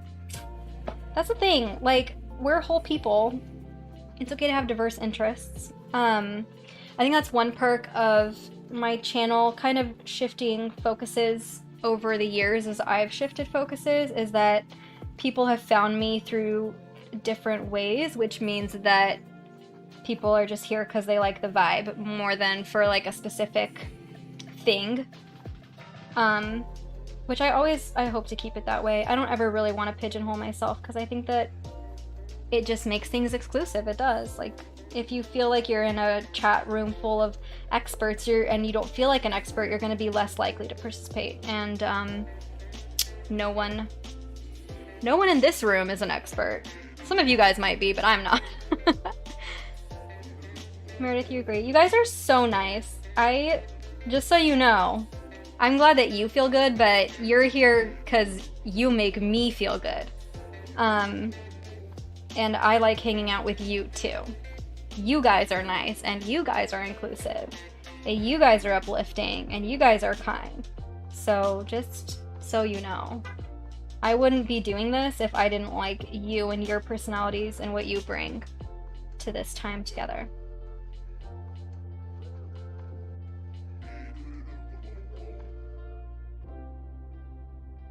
And you keep me on track with my goals too, so that's really good. Because knowing how the last year has been, I mean, this has really kept me going. You have no idea. Maybe you do. I tell you all the time, but Meredith. I will never stop. This is your confidence boost hour. I hope you walk away from this night feeling really good. Jade, so much love. Yes, 100%.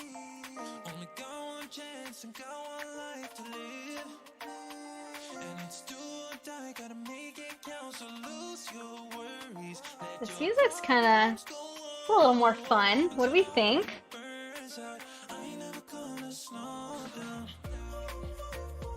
I don't know if I like this actually. Maybe now it's too upbeat. Too many spring feelings. Give me a little more New York back. This genre is acid jazz.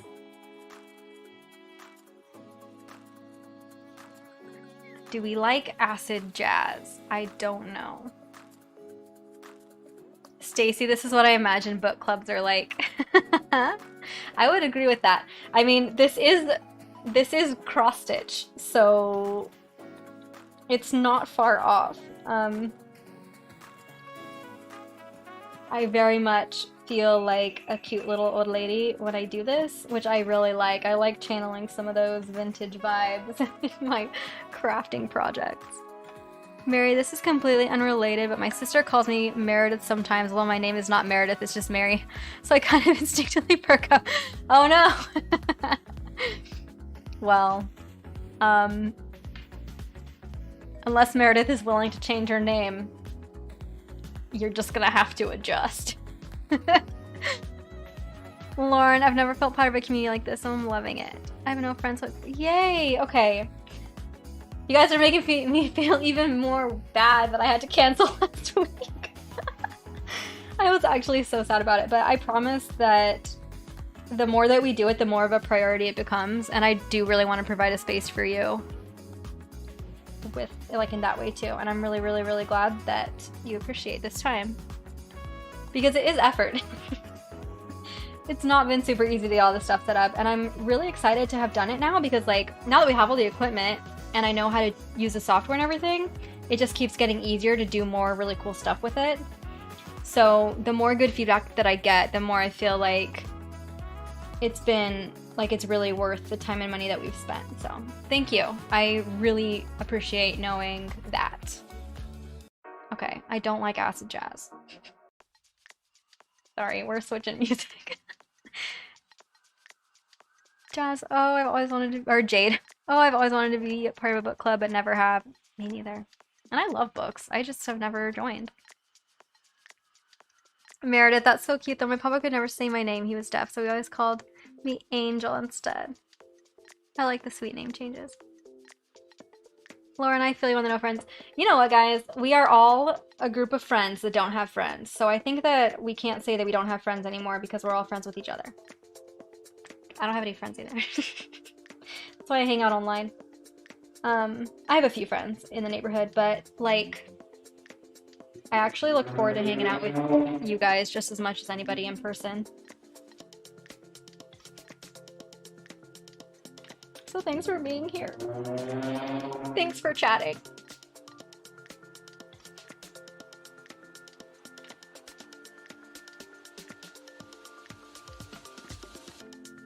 Stacey, your video quality is thank you. Thank you very much. I just bought a new $100 webcam to help with that. I think this looks way better than it did before. Before we were using Vincent's like much cheaper webcam that he uses for classes. So this one is like an actual streaming cam. It has like an extra light and a whole bunch of stuff. Makes a big difference.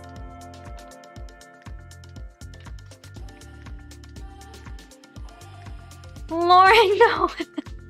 I'm so sorry. Yeah, I kind of waited to the last minute because I really wanted to do it. So that was totally my fault. I promise I will never ever cancel another one because I feel so guilty now.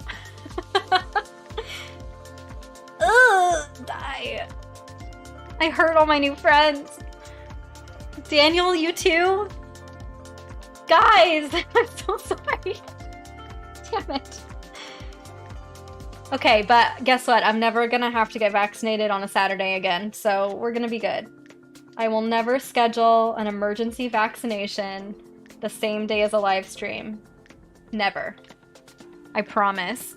I won't do that to you. Here's what I'll do. Next time if I have to cancel a stream, maybe I'll just turn it on. And I'll just put on some music and I'll just sit here like this. And be sick. But then at least you guys can hang out. Maybe that's what we'll do. Or you can also call each other on Discord, because you all are on Discord. And you can all hang out there, too.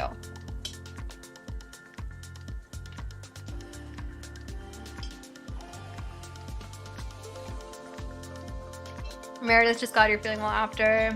Health comes first. Lauren, I'm joking with you. Still understandable. Okay, thanks, guys.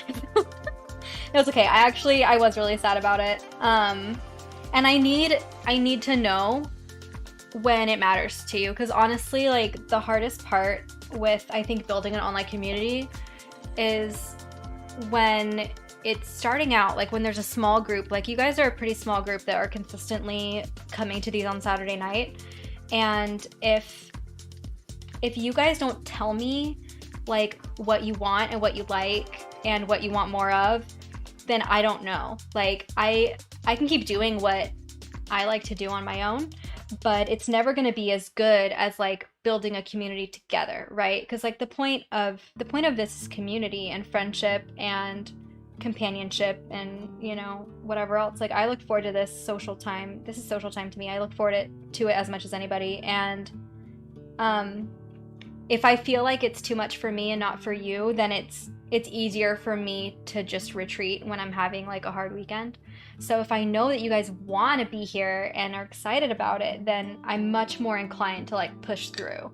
And you know, even if I'm like having a bad mental health day, I always feel better once I'm here, but sometimes getting here is hard. You know, I have to like work through the anxiety of hitting that streaming button. Because it is scary. Even though you guys aren't scary, I still feel the anxiety every time. And it's good for me to work through it. I can't just retreat. So anyway, long story short, thank you so much for the feedback. Please always tell me. It's important. I need to know.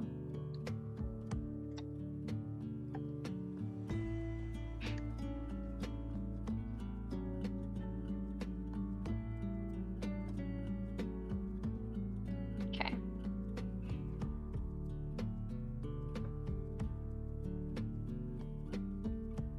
No, this is the first time you've been here for one of the live streams actually live. Yay, I'm glad you're able to catch it. I hope it's at a convenient time for you. It's hard to plan these when everybody will be here. And realistically, I could do one more of these during the week. Vincent has a few nights a week where he teaches till 9:30, which doesn't work because it's just too late for me to get started with it. But there are other nights where he doesn't.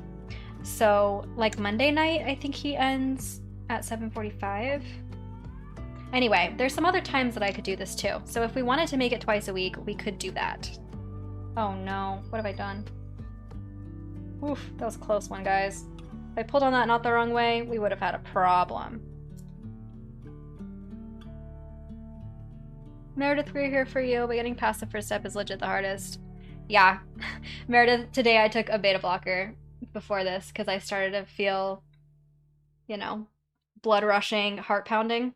And it actually helped so much because that's one of the things that I was prescribed with last week. It saved me tonight. I feel calm. I was not panicking coming onto the stream finally.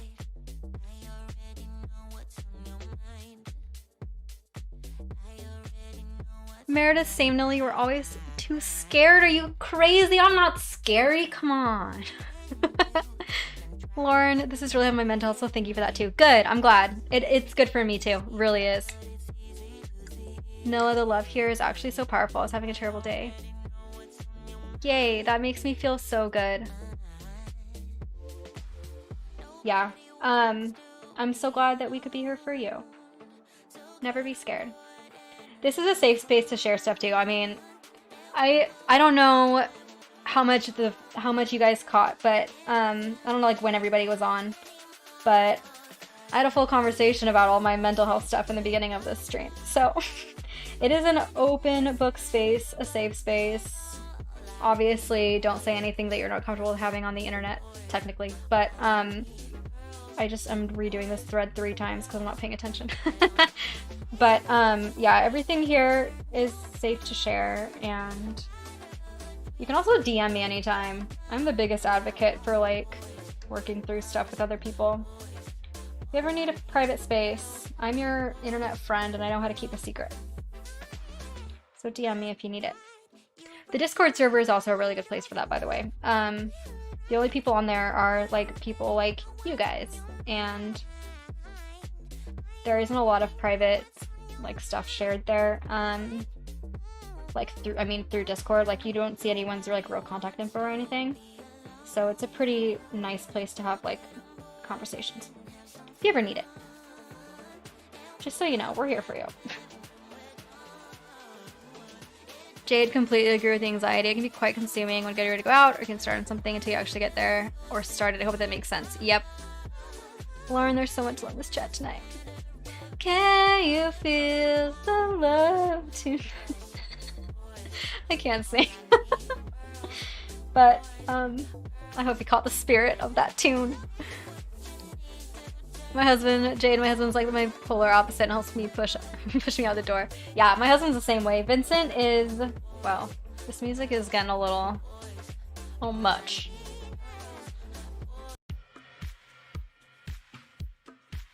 I don't like this. Yeah, Vincent's the same way. He's very social. He hits his limit because he literally is teaching all day. Right now he has, or actually starting, I think next week, he has 18 1.5-hour classes Monday through Saturday, and a bunch of private lessons in all of his free time. So he does get burnt out also. This is not, I hate this. Solo guitar? No. Anyway, yeah, Vincent, even like he's an extrovert, but he definitely gets burnt out, and it's hard for me because like I'm an introvert, but I do need some social time. So this time here is really good for that because he's at the end of a very long week of teaching, and he just like is brain dead, wants to veg, hang out, and you know, play video games. Whereas I am like ready for social time because I've been on my own for most of the week while he's been teaching, and so this is perfect. Like I get my social time with you guys, and he can just veg and have like the TV and the PS4 to himself in the other room. It works out really good.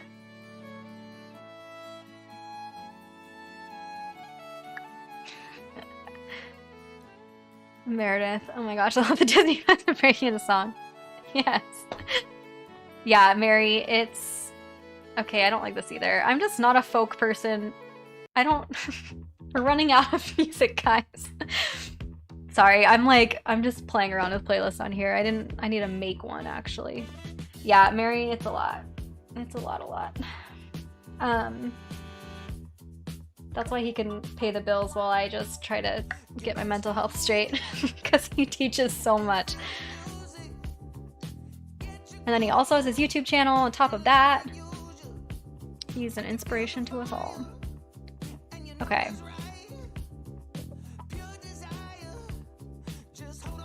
We're in a dreamy mood. Let's see. Let's see if this is good.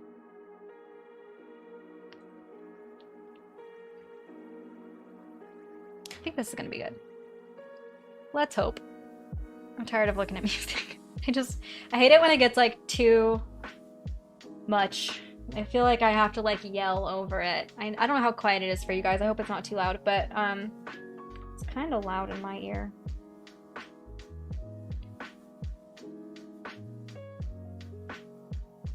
But yeah, that was one thing. I've had a few really crazy anxiety attacks too that like, I've always had bad anxiety at specific times. Meredith, sad day, dinner time with the fam. Thanks for all the love, guys. I have to watch the rest in playback. Have fun with your family. Have a good dinner. Thanks so much for being here. Love you so much. I will schedule the next stream soon. Thanks for all of your chat participation. I love hanging out with you.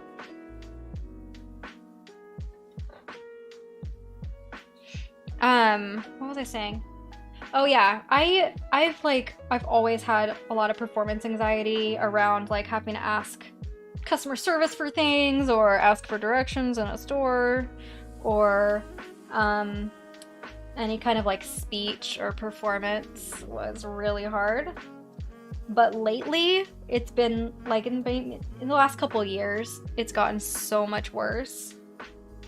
And now it's like going to the store by myself has felt really, really, really hard, like almost impossible. Just everything has felt so much harder.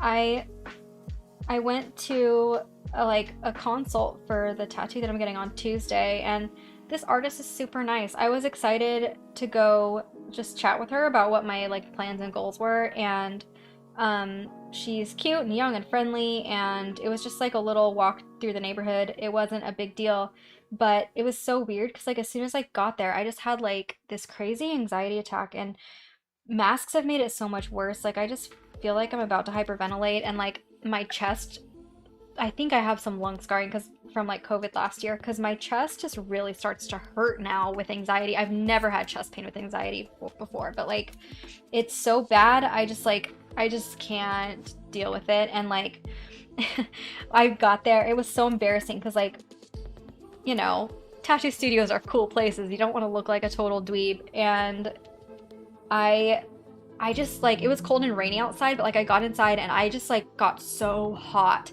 I had to take off my jacket, and so I'm just sitting there like trying to breathe through my mask, waiting for her to like come over and, you know, chat with me.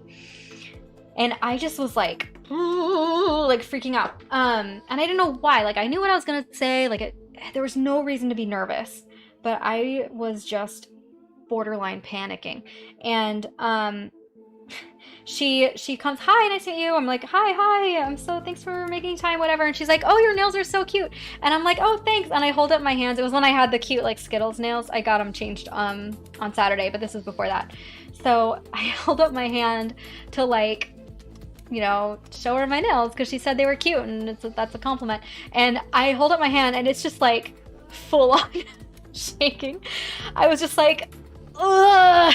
Oh, I was like so embarrassed because it just is like I'm not a, you know, tattoo studios are not a new thing.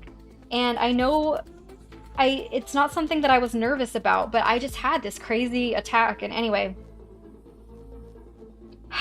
it's so frustrating because it's like, this isn't who I am, but it kind of is because that's what's happening. So anyway, the same thing happens like before every stream, and you know, like I said, having to ask people for help or Just a lot. It's happened a lot lately. And so I'm really excited to like have some medication that can help me calm down, because I have not been able to manage it on my own. And it's kind of like jarring every time because I'm just unprepared for it. I don't expect it and then it comes. I don't know if any of you can relate. That's what I've been dealing with. I think some of it is really exacerbated by just being home for a year, you know? Like, my social skills have definitely suffered, and when you're have a lot of social anxiety already, it's like so hard to get those skills back. I know I don't seem like I would have social anxiety because I'm running live streams on YouTube all the time, but there's something about, like, I feel like I'm hanging out with you, but there's a level of separation, you know? And I also know that if you're here, it's because you like me. You don't have to be here, you know? Like, people that I have to go talk to, they don't have a choice on whether they want to talk to me or not, but you do. You have a choice to be here, and I don't know. It feels different to me, if that makes sense. I don't know. There you go. You guys are my therapists now. I'm telling you all my stuff. It's fine. This is stuff that I don't think it's in the next vlog, so it's fine. I can just tell you about it right now. I know nobody watches the vlogs because I mostly just need to make more cross-stitch content. But I do like having them for myself, just as a record of my life. Mary, I feel the thing about losing social skills. I've kind of forgotten how to be a normal person the past year. Yeah, it's rough. Stacy, that sounds tough. We went out last week into a bar and it felt so much social anxiety, and then this past week work was so stressful, I was bordering on an anxiety attack. It's just weird. Like I said, I've always had a lot of like nausea, you know, adrenaline pumping for like performance anxiety type stuff, but never for like little meetings and things. Like, I feel almost that same level of anxiety going to get my nails done. I like having them done so much that I could like overcome that for that appointment, but when it gets to that point, it's like I can't function like this. Like, I have to be an adult and do things. It is not fun, is what I'm saying. Like, I totally, yeah. It's like, once it starts to affect like everything that you do, even stuff that used to be fun, then it's like, that's a problem. Then you gotta start figuring it out, I think. Which is in and of itself really scary and hard sometimes. So I admire any of you who are thinking about getting help, because it's hard. Yeah, Mary, responding to your comment, I'm sure that I'm so not alone in that. Like I said, I think being an already anxious person means that there's like annoying like physiological effects of losing social skills that are on top of like the normal anxiety, but I think probably everyone's experiencing that. I want to think it's gonna be a really fun summer, but it might also be a really weird summer where everyone's just kind of awkward. Like, it might just be an awkward summer. Maybe that's what we have to look forward to. I don't know. I'm gonna keep thinking positive, but...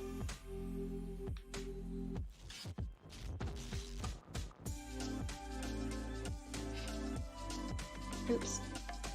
I'm switching to orange because I'm done with this green finally.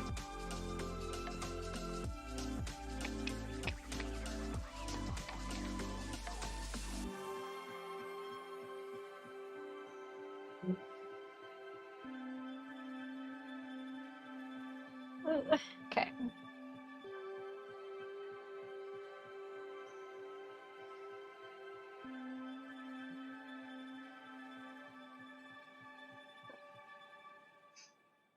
I didn't do a good job.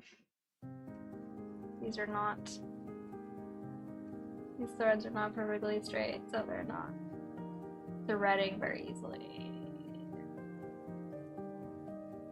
Mary, I've realized that I'm probably autistic, and only being around my family has made me lose my people skills. That's not surprising. I mean, not like the autistic part, but being around family is so different sometimes than being around other people, I think. I've honestly... I don't think that I'm on the spectrum, but I do think that I definitely have, like I said, some kind of ADHD or something. I know I've mentioned that before. And my psychiatrist kind of confirmed that I have a lot of symptoms of it. And I know those are really similar in the way that they make it hard sometimes. So I think I totally understand what you're talking about, where it's like, because of my social anxiety, for sure, I start to like kind of just, I talk too much. I don't quite know where to stop. You know, part of that is probably just, what is this song? Part of it is probably just like being out of practice and having to meet a lot of new people in the last year, where it's like I want them to get to know me quickly and I want to get to know them, but like I do feel the same way, where it's like I'm really comfortable with Vincent and then the few other friends that I have made previously, but like new friends have been really hard. I feel like it's just fraught with like awkward moments. Like it feels way more awkward to me than it ever used to. I don't know if that makes sense. Mary, I've had mild problems with making myself not go on about everything I'm interested in or bringing up random unrelated topics in conversation. The same thing happens to me, and it's either that or like if someone else is leading the conversation, sometimes I'll just end up kind of like comatose, like not quite knowing what to say because I get stressed out. And then it's like I'm just sitting there listening. I'm trying to listen. I'm really trying to listen.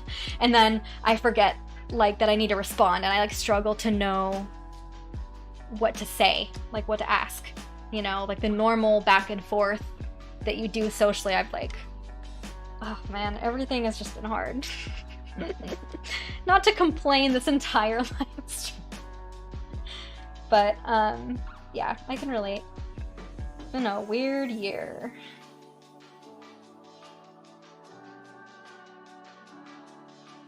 I think that's probably why I've loved creating content online so much, because like I feel like I'm free to just do whatever interests me. It's like a very safe space to just be myself, and I love you guys so much for wanting to hang out with me as myself. This is definitely 100% me. So thanks for sticking around, even though it might be a little chaotic at times. Mary, yay for sister conditions. Sorry to dump all this in chat. No, not at all. You're good. Thank you so much for sharing, because I think sometimes saying things like that out loud can feel kind of scary. I know it's been scary for me, but you can also be part of the destigmatizing of it, because like being mildly autistic shouldn't be a big deal. I have multiple autistic cousins. I have a Down syndrome cousin too, and they're some of my favorite people, and they're equally lovable, so don't you worry. There's nothing wrong with you.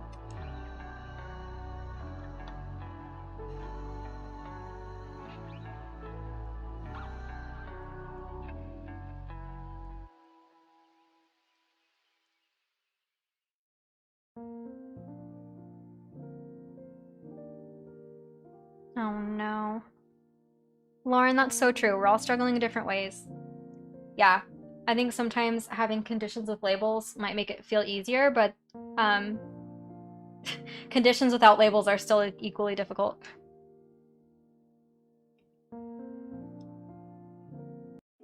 Let's see what this is.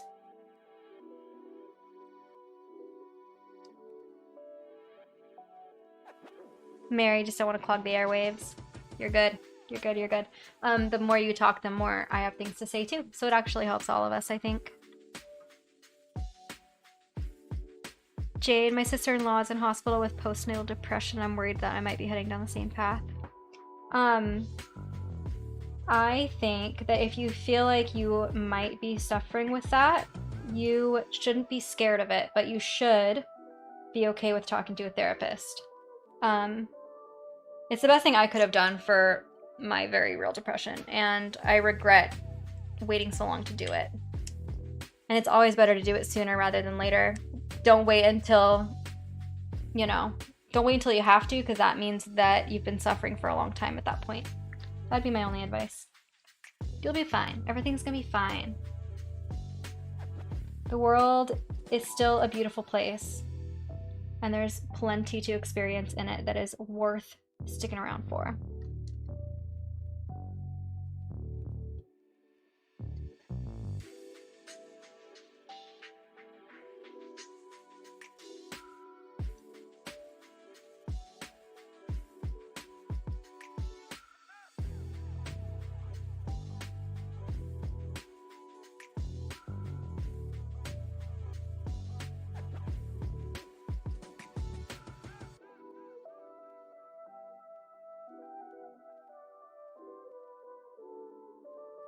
Guys, I can't believe it's 9:40 already. This is the longest that we've live streamed, I think. Sorry, I really needed water. I feel like I don't want to stop though. I'm kind of on a roll. And I feel like we're kind of collectively on a roll.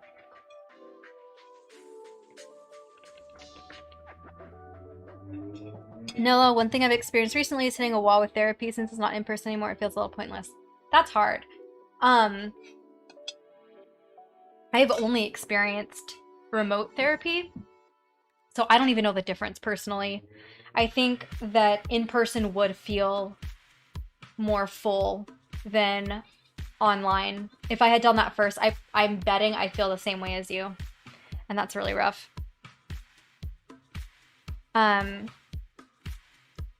I know for me, the thing that's been hard has just been feeling like 1 hour over video is just not enough every week. I feel like the conversation barely starts and then it's over. I think the most helpful thing for me is probably going to be the meds.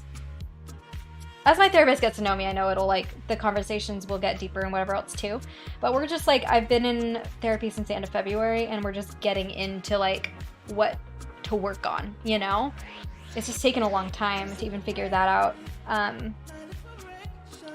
So sometimes I do feel like I can't tell if it's that my therapist isn't the perfect fit or if that's just how therapy goes, or maybe she was waiting until I talked to the psychiatrist. I don't know. Anyway, I have kind of struggled with it in general, but I also know that just the fact that I'm doing something feels really good.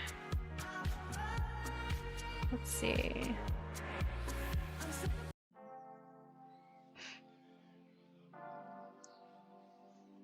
Lauren, I'm 26 for the past 13 years, been struggling with depression and anxiety, but no doctor seems to believe me.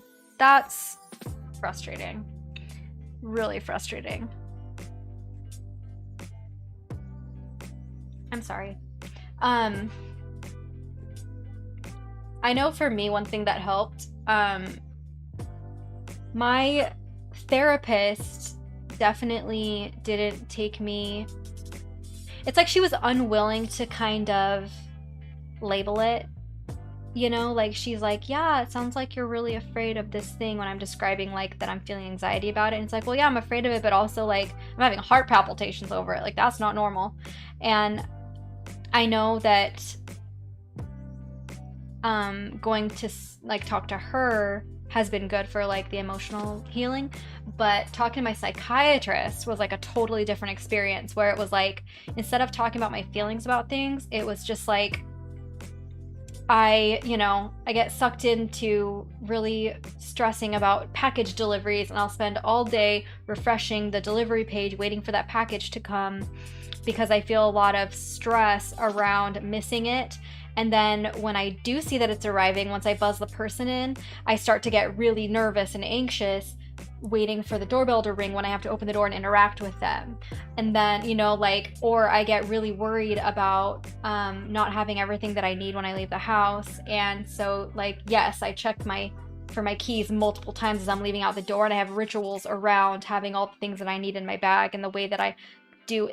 There's a lot of stuff like that that's not feelings based really. It's just like the actions that I'm taking that are dragging me down and making life harder. And it's like, that's what I focused on with him. And it was it was just a whole list of things like that day to day are making life hard. And then, immediate yeah, let's get you on some meds because that sounds really hard. And so I don't know, I can't obviously speak for your doctors, but I know that I think it's finding the right doctor too. Because I didn't feel like my therapist took me super seriously either at first. Now that I've talked to a psychiatrist, she's like, yeah, there you go, I'm so glad you're feeling better. But I had to talk to him first. Jade, I'm lucky to be in Australia. We don't have those kinds of strict restrictions. Yeah, Jade, you're really lucky that you guys have been able to go back to normal a lot quicker. Nilla, Lauren, you're completely valid. Yep. Jade, yeah, I agree with Jade. You really need to research doctors. Just change doctors after having the same one for 37 years, hoping that I will feel comfortable soon to open up more. Yep. I think that it's okay to shop around for sure. No, some of the hardest stuff is when you have anxiety or depression not related to specific things. Yep. Yeah, and it'll be triggered by random things too. And that's why I think like writing down, putting it all in a list so they can see how much it's actually affecting you helps a lot too. It helped me also recognize like how bad it actually was. I didn't even realize until it was all in one place and I could look at all those little things that add up throughout the day. Mary, you are lucky. And that also means that you get to be a support to the people in life that do have it. So, congratulations.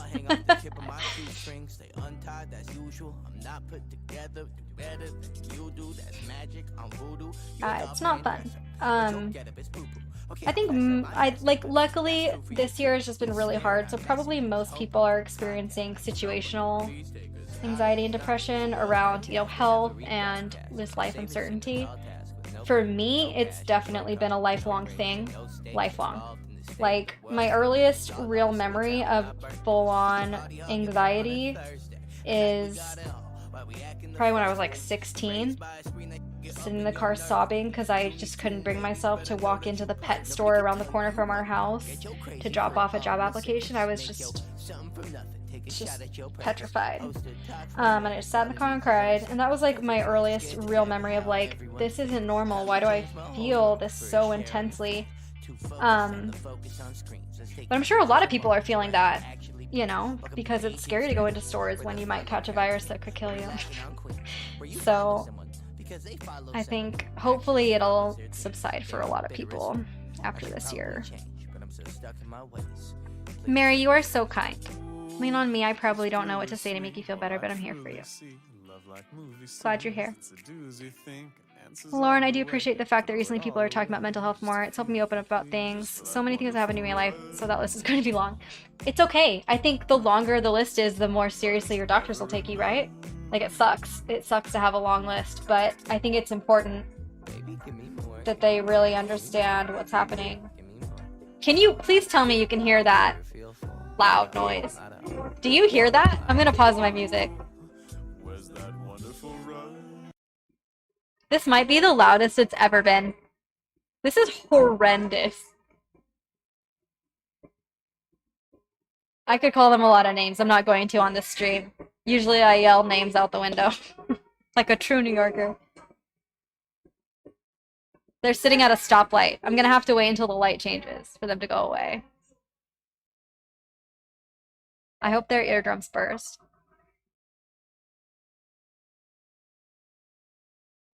Okay. Yeah, I'm really sorry. That's horrendously loud. Okay, hopefully my voice is back to normal. It's probably like trying to mute that crazy background noise. Jeez. Jeez Louise. Lauren, I'm not 100% sure how it works with doctors in the UK. I think it may be chemical, but I do get triggered with so many things. I think that that's why you have to kind of do the two-pronged approach that like I'm doing, where it's like I have a therapist that I meet with every week to like talk through all the emotional trauma and triggers and stuff, so she can help me root out where it comes from, like do the inner child work and all of that. But then I also have a psychiatrist that's like the medical doctor that helps me fix the bad serotonin levels in my brain, and I don't think that either of them would be effective on their own. I think it really needs to be both, for sure.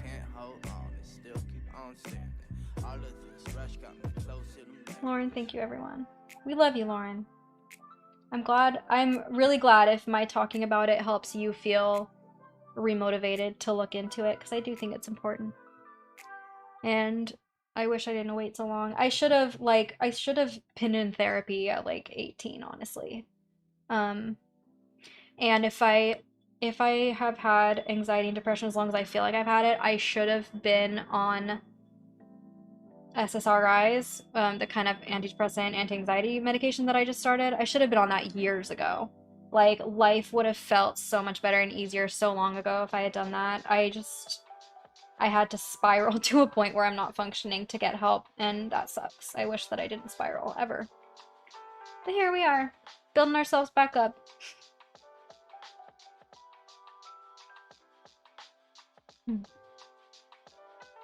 Nilla, you are kind. Mary, you are kind too. Love you guys. This is the mental health corner.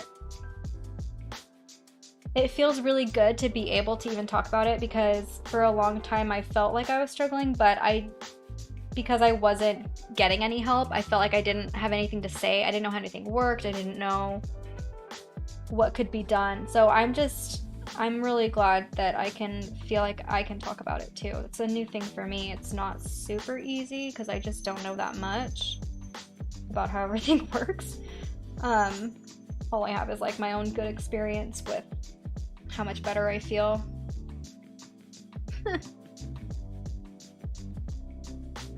Stacy, therapy literally helped me out of a dark 4 years. Therapy, therapy, therapy. I was telling my mom, I think that everybody needs to be in therapy. And I know you hear that a lot, but like, I mean everybody. Like, I think that people with perfect childhoods need to be in therapy because adult life is never going to measure up to their perfect childhood, and that is traumatic too. Like, there's literally not a person on this planet that doesn't need somebody to talk to about all of their, like, how their brain works.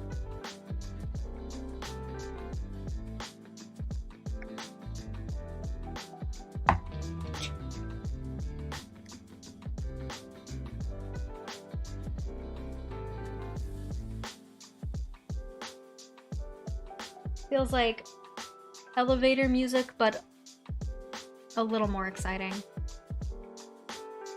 Mary, at you. I'm calling you out. It's true though. I mean,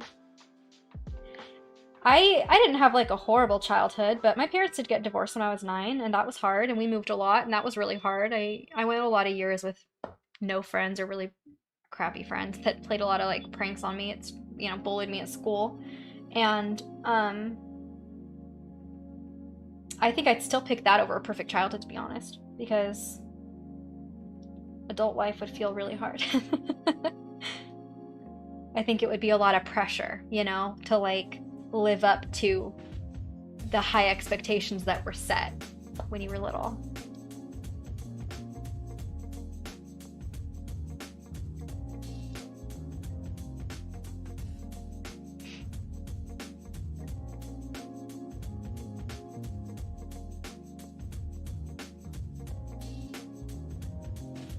I know there's a ton of, you know, Mormon adults now who were raised by very, like, devout Mormons with really strong marriages, you know? So you have all of this generation of millennials where the divorce rate is higher than ever, who are raised by boomers who've been married for, like, 40 years now. And there's a lot of pressure there for these young people to have these perfect idyllic marriages, and it's like no marriage is that good, but they have all these really high expectations because of the way they were raised. I know that's like really prevalent in the community that I come from. It's a big issue for a lot of young people that are just like struggling through realizing what a real marriage, like the work that it takes and how imperfect it really is. I see that all the time with my friends. Luckily, I didn't have a perfect marriage from my parents growing up, so I didn't have high expectations about it.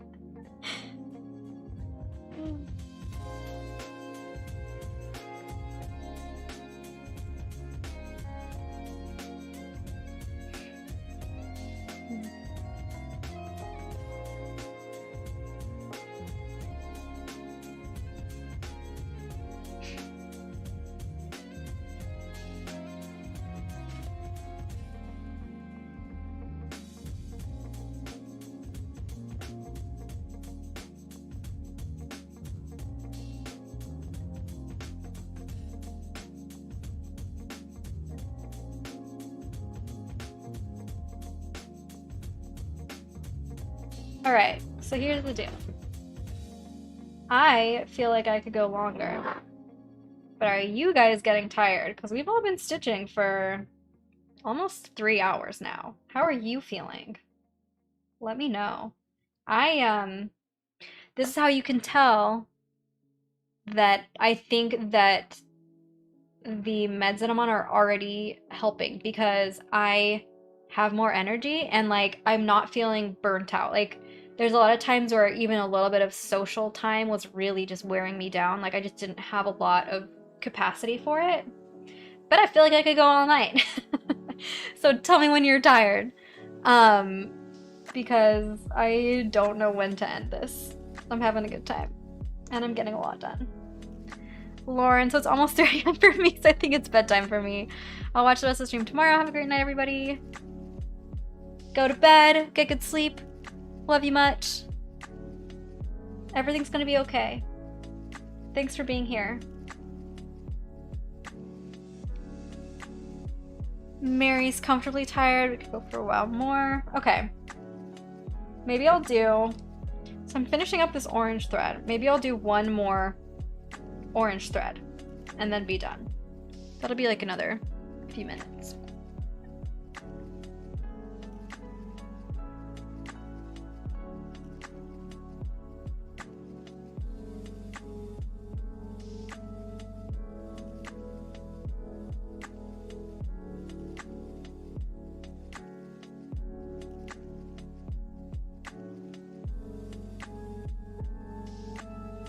Okay. Ooh. These threads on the side are so hard to end.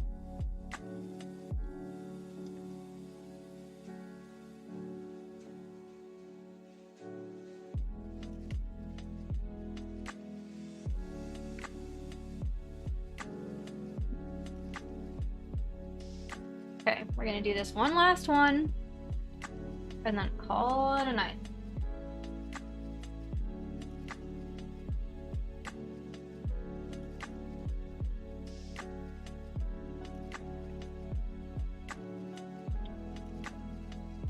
Oh yeah, Stacy, it's early for you. You lucky duck. I guess I'm right in the kind of middle of everybody, which is good. I just wish I could start this earlier for my UK friends. Because I know it's very late, but I'm a grandma. I'm usually in bed by 11. 11 is kind of late for me, actually.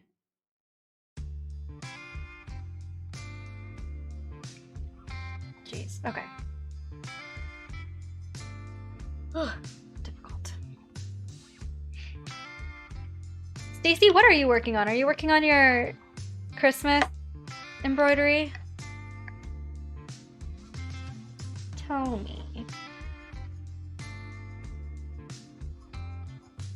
Stacy, yes, I legitimately do. Even though I'm like, I mean, my health hasn't changed. I still don't feel super great all the time. Mental energy's definitely up, which is a godsend.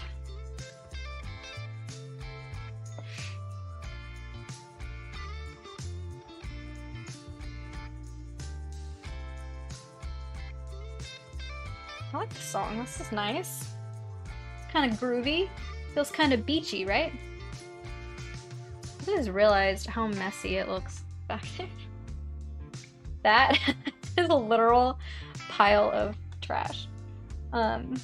It's all of, like, the inserts and stuff because we just got those new webcams. I just haven't thrown the boxes out yet. Oops.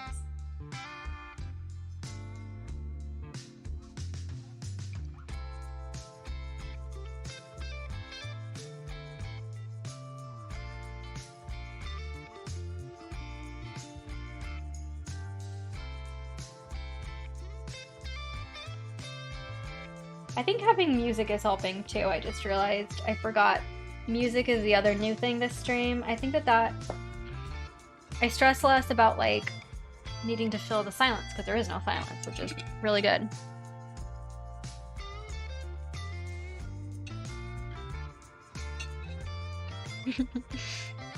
Mary, I got a final paper for one of my French courses due next week. I might try to do a little bit more. Nice, you're taking a French course. I live with a French teacher, but I don't speak very good French, so I can't help you, but you're awesome, and it's probably a good idea to get done whatever homework you need to get done early. That's why I dropped out of college, because I wasn't very good at that. Proud of you. You're awesome. Stacy was playing Stardew and then tried to pick up embroidery, but then I set it down again. LOL, I'm over with. That's okay. It's okay. This is friend hangout time anyway, so it's a free-for-all. Do whatever you want. Mary, two of them, the Canadian education system has had me in French. That's true. I forgot that you're technically in Canada. Lucky duck. I would have loved to have been raised bilingual. My family spent a lot of time in Mexico because my grandparents loved Mexico, and their families came from the Mexican colonies, the Mormon Mexican colonies that escaped to Mexico so they could practice polygamy.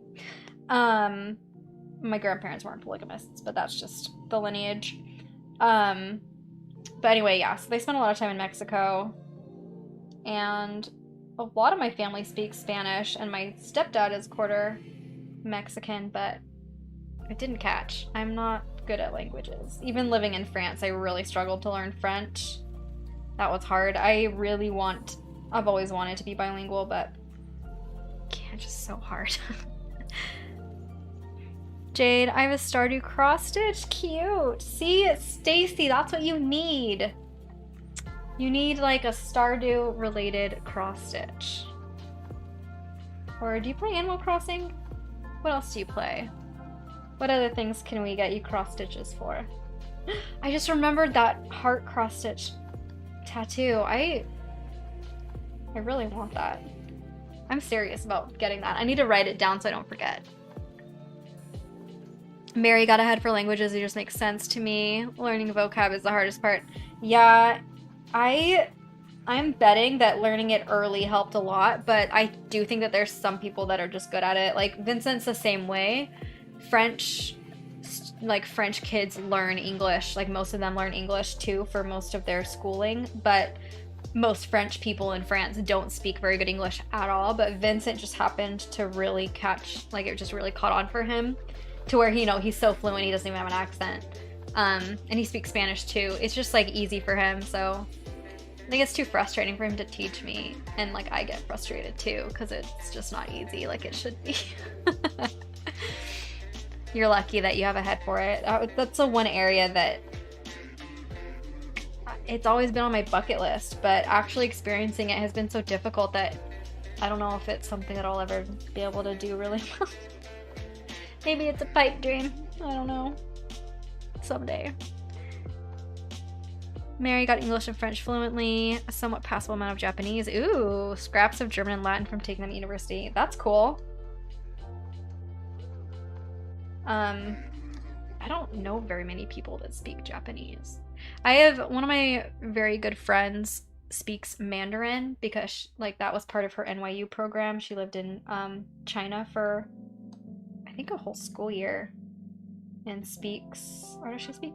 I think she speaks Mandarin and Cantonese. Anyway, we used to always go to Chinatown restaurants with her and have her order downtown when she lived here. But that's the closest I've come to having any close friends that speak any Asian languages. Stacy. I do, yes, Animal Crossing and farming games. See, I bet there's so many cute Animal Crossing cross stitches. There must be. Animal Crossing is so huge. My new tattoo artist just did a really cute Animal Crossing tattoo recently too. It was on her Instagram. Nilla, beginner trying to learn Japanese. You and Mary can talk, Nilla. It's perfect.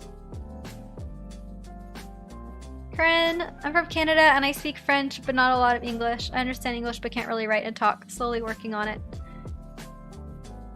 Corinne, you and Mary, you're good to go. Both Canadian. I think there's something about being French native speaking and then having to learn English that I think is really kind of difficult. I think it's probably... I feel like it's probably harder I feel like it's probably harder to speak French and have to learn English than it is the other way around, like English to French. I don't know. That's just my personal opinion. But I know a lot of French people that I met when I was living in France, and all of Vincent's friends really struggled with learning English also, even though they were in school with it forever. It's just really difficult. So thanks for hanging out in my chat and speaking English here, because I know it's probably a little nerve-wracking. Maybe it's not. It'd be nerve-wracking for me. So, but this is a safe space. No judgment at all. I live with a French dude, so I'm used to translating a little bit. Noah, one of the dum-dums that only speaks English. Yep. I've never been encouraged to learn anything else. Well, it sounds like you found motivation all on your own, and I think that's equally awesome. What is this? This sounds like a Disney song. This is called Golden Sand. Ambient, high rhythmic drones. Do we like that? Not really. No rhythmic drones, please, thank you. Jade, heaps of Animal Crossing patterns on Etsy. Bon courage. There you go. Diane, hi! Hello, you lovely golden humans. Can't stay long but want to pop in and support. Good luck with your crafts. Hi, so glad you could pop in. Hope you're well. I love seeing you in chat. I feel like you've been here a while, and I think that that's fun. You're one of the oldies.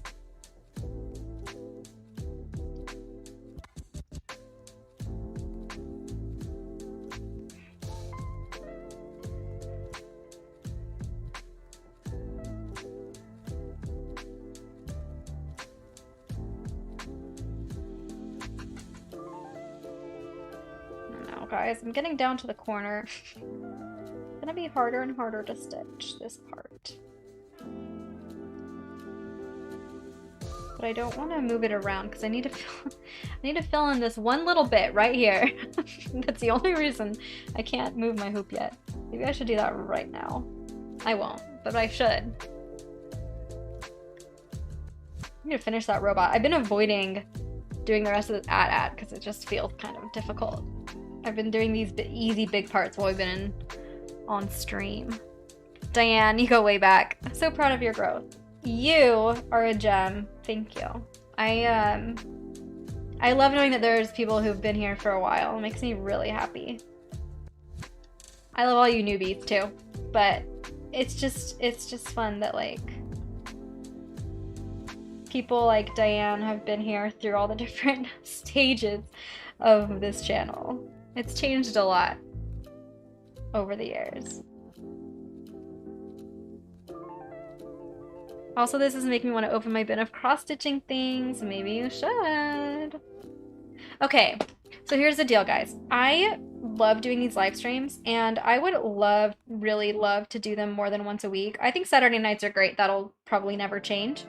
But if there was one other night a week that you would like to be able to do this, what night would it be?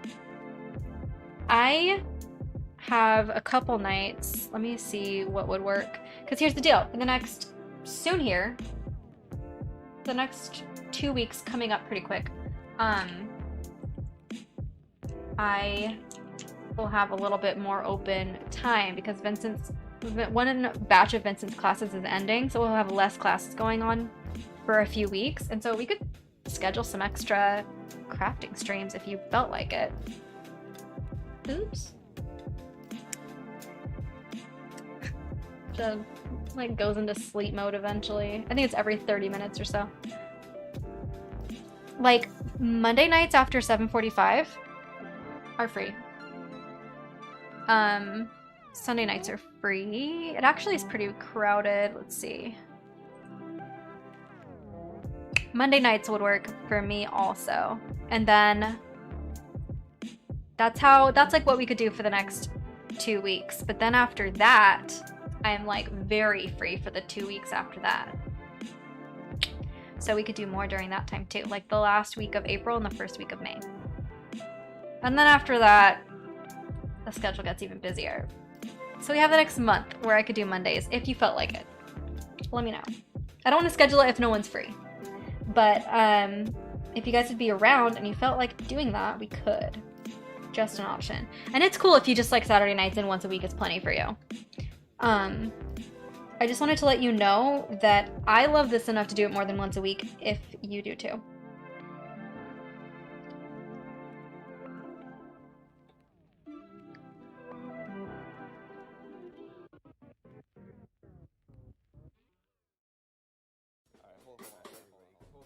And I guess, honestly, we do leave Sunday nights open most of the time for like potential social things.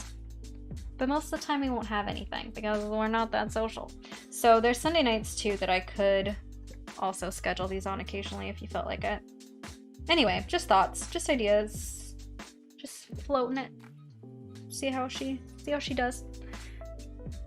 Diane, definitely do it twice a week. Would Monday night be okay for you guys? Because that's the only night that's free right now. Vincent teaches literally until 9:30 every other night. Except for Friday, but Friday is like date night, movie night. I cannot schedule things on Friday.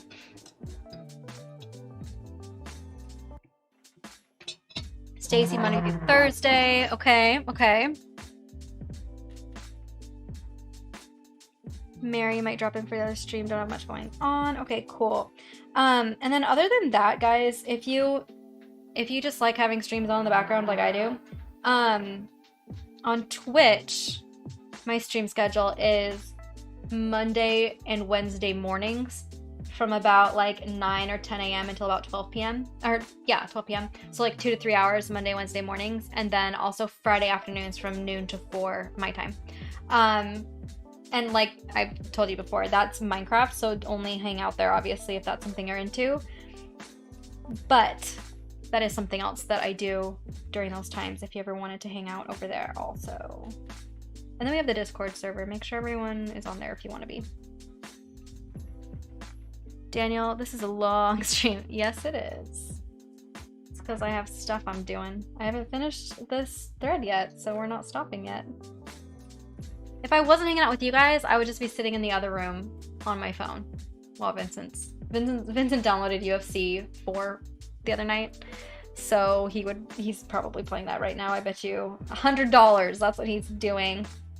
I'm about to be $100 richer because that's 100% what he's doing. But yeah, so it's not like I could play myself or anything. I would just be sitting around, so I'm hanging out with you guys instead.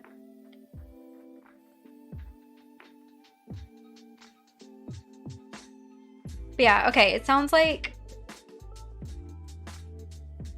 Ooh. It sounds like you guys might be free for an evening. Mary, I love the sound of rain. I hate being in the rain because I wear glasses and it gets wet and that's annoying. But I love the sound of it outside my window. Eric! Hi! That moment you think you missed a stream from the hours ago? Nope. Welcome. I'm not going to be on for too much longer, but I'm glad you're able to make it. There will be plenty of stream for you to watch whenever you get the chance. Eric, we were just talking about maybe doing an extra stream during the week. I have Monday nights free after 7:45. So I could do, like, starting at 7:45 or 8, I could do another stream Monday nights if you felt like it. So if Saturday night doesn't work for you, maybe we can do a different night. Stacy, yay! Like I said, just if you like Minecraft. Mary, the other day I went out for a walk in the fog and rain. It felt so good. Yeah, it's not my favorite. But again, just because of the glasses. I'm just blind. I can't see anything.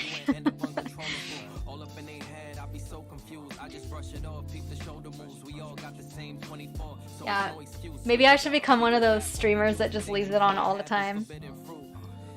Are there still people that do that? I remember there was one guy that was doing like a project, I can't remember who it was, that just had a stream like ongoing forever. Do we remember that? Was that something I made up? I think that was real. This music is annoying. It's like too hip hop for me. Oh, lovely. There's the instrumental version. No, let's listen to this instead. I'm a conundrum because I love being outside in sunshine. Like today, it was about 65 and breezy and sunny, and it was a perfect day. It was so beautiful outside. I love that feeling, but I also love winter weather. I love snow. I love like snowstorms and crazy bad weather too. And I love thunderstorms, like I love listening to them. So I'm a conundrum because I only like to be outside if it's sunny. But I also love watching crazy weather from my window. So it's hard because it's like all winter I get too much of the dreary weather that makes me feel sad after a while and very stuck in the house. And then all summer I get too much sun. And I wish there were more storms where I could cozy up in my sweats by the window. Daniel, there's a guy who has it set up that whenever someone subs, more time is added to the duration of his stream. He's been alive for about 28 days. Okay, I'm not crazy. I knew there was somebody doing that. Does Daniel, have you ever watched his stream? Does he just have it going but he's not like there all the time, right? Because like there's no way that you could just like, or does he like carry around a camera with him and like just do everything that he's doing all the time?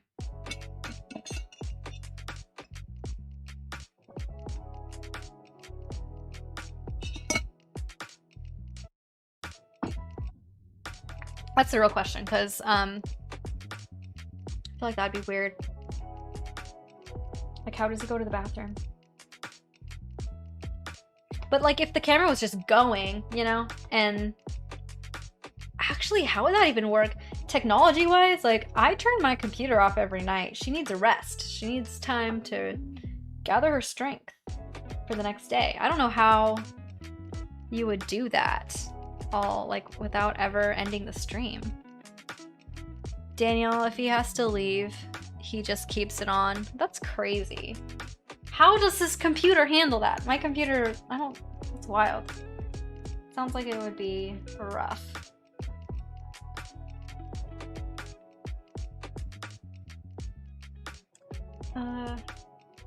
Okay, so technically I just ended this thread and I said I was gonna get off, but I think I'm gonna stay on a little longer. We have to stay on for Eric, because Eric just got here. And it's only been like 5 minutes, so we gotta give him more time, right, Eric?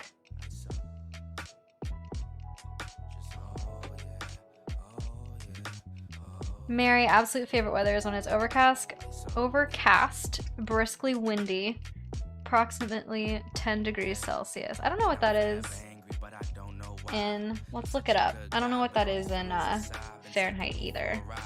I'm not very Celsius literate because I'm a dumb American.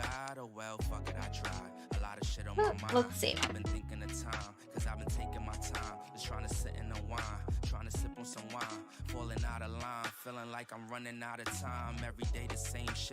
Eric is at about 50 degrees. Let's see. Right. There's my nose. It's a really good thing I have no shame, because you guys see some weird angles on the top of my head all the time. Yes, Eric, you're exactly right. I should never have doubted you.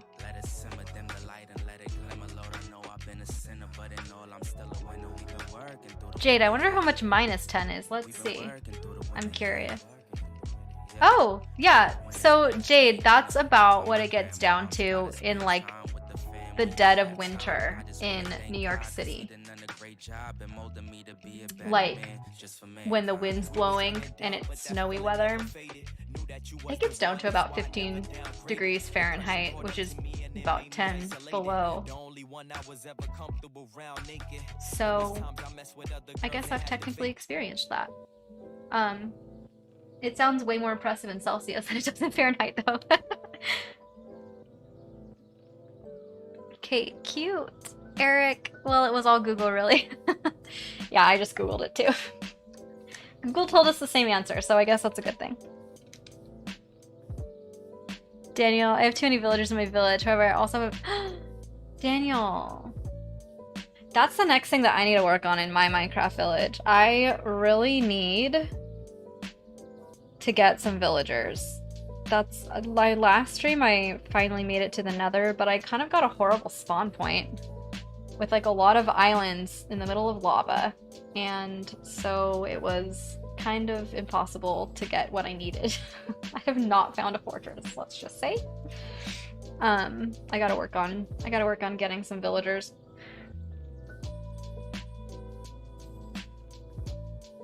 Daniel, are you gonna kill off any of your villagers, or are you gonna leave them all? Jade, I think we get down to about 4 Celsius in winter at night. I would say that's about what Arizona gets down to in the dead of winter too. I grew up in Arizona, which is very similar to Australia in climate. Hot and dry. At least, I don't know, maybe, I know that Australia has some not so hot and dry parts too, but that's what I always think of. Tell me if I'm wrong.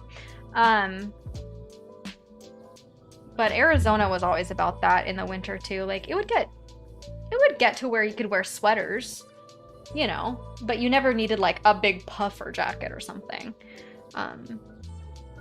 It was all about layering because like it just wasn't ever cold enough to like feel cold all the time.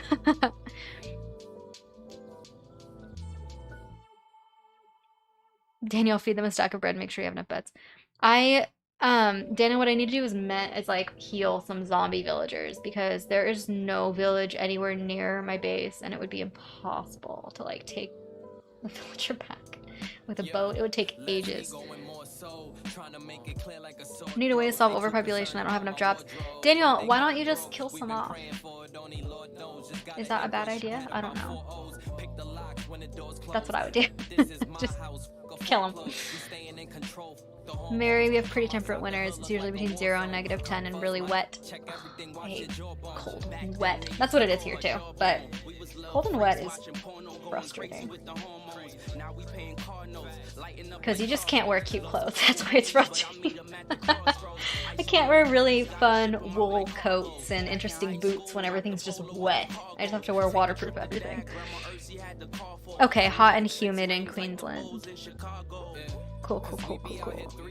Corinne, in Montreal, we sometimes but rarely have minus 25 to 30. Damn. That is cold. I think that I've been in -20 Fahrenheit like once. That was in Minnesota one winter. I was really, really little. It's just like a story that my family tells because we're all from Arizona and that's really exciting to us. I can't imagine -20 to 30 Celsius. Mary, inland Canada gets really cold and it's dry, not my favorite. Daniel, you have 4 iron golems? That's a lot. Why don't you make a farm out of it? Daniel, that's what you should do. You should make an iron farm. That would use up at least a few villagers. That's what I would do with them. Then you never have to go mining again.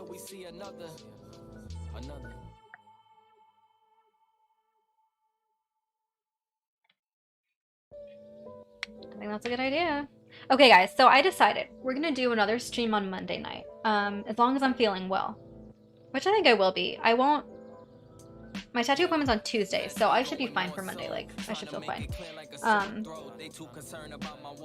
I will post it as soon as I make like a thumbnail and stuff, and we'll do that. Anyone that wants to come obviously can show up, and it'll just be the same thing, hanging out and chatting and crafting. Daniel, iron firms are ugly. They are, but they are effective. That's one reason I want to get villagers too, is to have an iron farm. Because I'm tired of mining. And I want to make an automatic item sorter, and that's going to require so many hoppers, and I don't want to have to mine all of that iron myself. I'd rather just farm it. Pumping fan, they heart, you can hear beating. Schooling all them and we still teaching. Wanna talk biz, Sorry to anyone who doesn't play Minecraft. I know that probably sounded like gibberish. Sorry, I'm on this playlist that keeps playing lullabies. I'm on this playlist that keeps playing like the instrumental version and then the vocal version of songs. I don't realize until like halfway through. I know it's probably so annoying. Someday I'll build a nice playlist.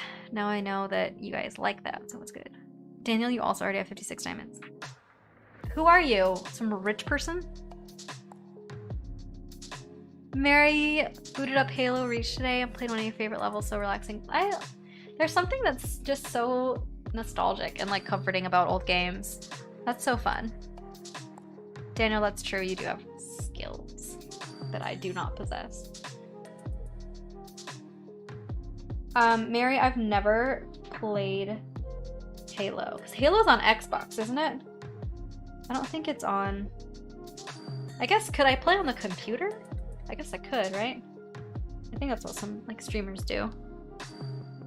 Obviously I have like Xbox games because I have a PC, but otherwise I have a PS4.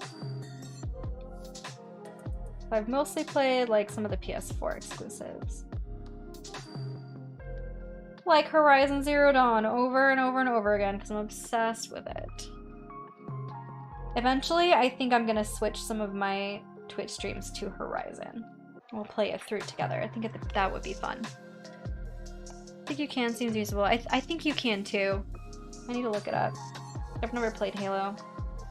But it sounds fun. I haven't played like any first-person shooter games really. But I will say that I very much enjoy the bow and arrow in Horizon. So I feel like I would like most other games that have that aspect to it.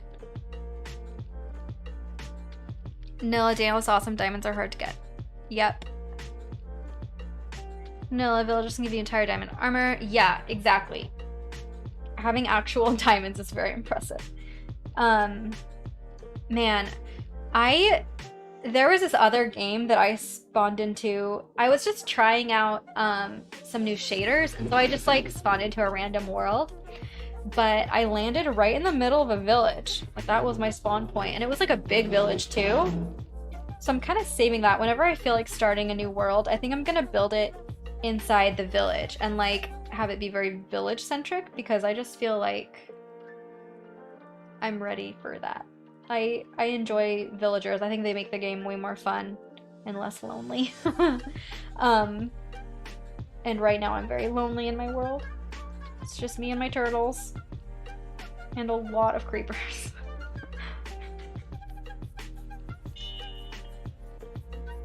Mary, Halo Reach is my first video game. It's super nostalgic for me. I love that. That is so fun. Halo has such a cult following. It makes sense now why you would also love Red versus Blue. Because that's inside, like, the Halo...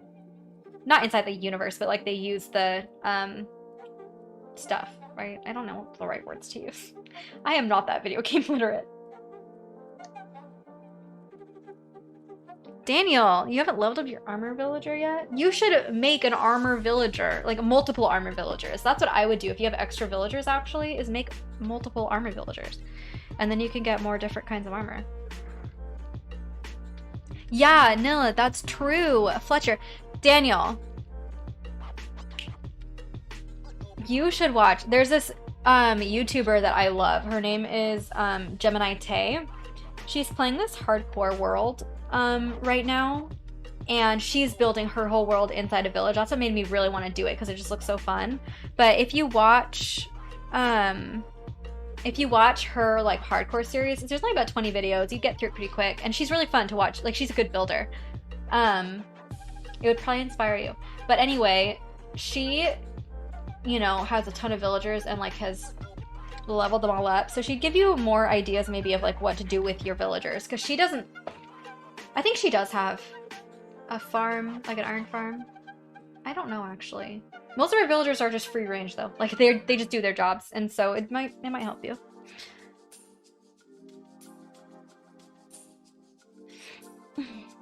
No, pumpkins and paper are good for animals too. Yes. Paper is easy to get also.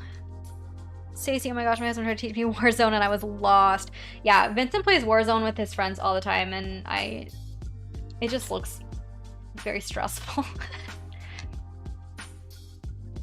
Jay, the first game I couldn't stop playing was Diablo 2. I have heard of that, but I've never played it.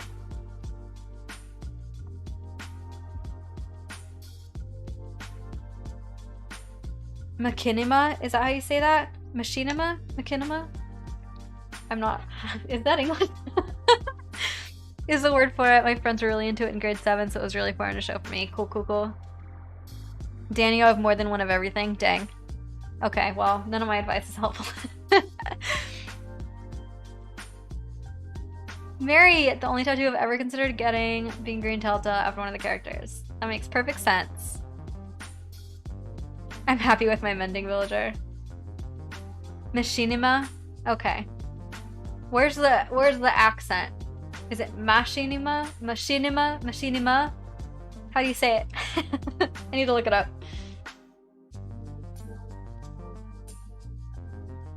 Give me a number. Which syllable has the accent on it? Or is there any accent on any syllable? Are we speaking English? This is a whole new word for me. Machinima? Machinima. Machinima. Yeah, okay. Sorry, that's so annoying. I'm just like saying it over and over again. I just, you know, a whole new word. Mind blown. We're never too old to learn new things, kids.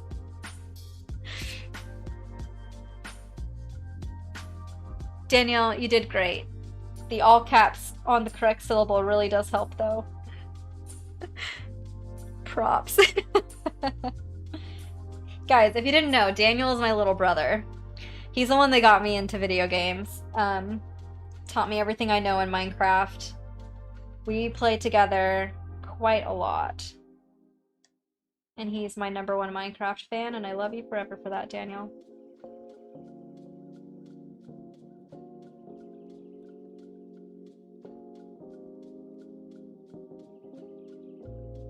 You're a pretty cool kid. That's a brilliant skill I have. Mary, I'm a linguistics nerd. Phonetics is my lifeblood. Mary, would you call yourself trilingual, or would you say you're bilingual with some Japanese? How much Japanese do you know to where, like, do you feel like you're trilingual? I feel like that's kind of something you have to, like, self-identify as. Noah, that's so great. I wish my brother would play games with me. Noah, I had to wait until I was almost 26 to be able to play with my brothers. Daniel and I are 12 years apart, so it took a while for it to be something that was like a fun social thing for us too. I think when he was younger, I wasn't in the right mindset for it. So all of that to say, things can always change as you get older. I don't know if your brothers are older or younger, but I think the older you get, the easier it is to do also. At least in my experience, that's how it's been for us, right, Danny?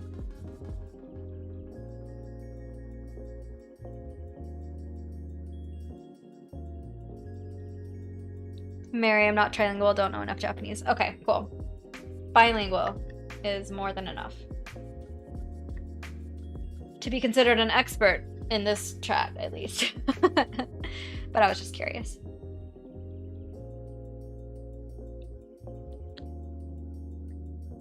Noah, you're the little sister, so there's kind of a wedge. You'll get there. Don't worry. Like I said, I can't speak from experience as a little sister, but Daniel can probably speak from experience as a little brother. It just takes time. Someday you guys will align, but if you don't, you have friends here that you can play with too.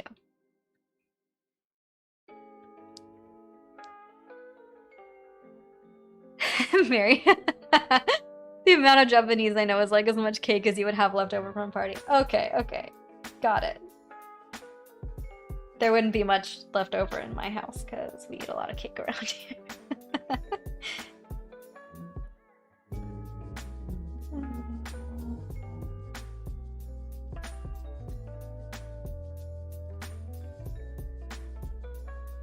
Guys, are you so proud of how much I've gotten done?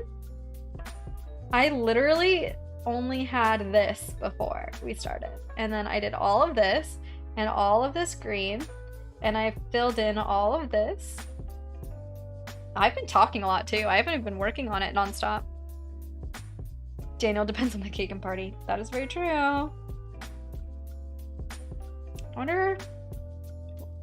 I find myself purchasing chocolate cake quite a lot. But I think that my favorite cake is actually vanilla cake with like chocolate buttercream frosting. I think that's the perfect blend. I kind of get sugared out quick, actually.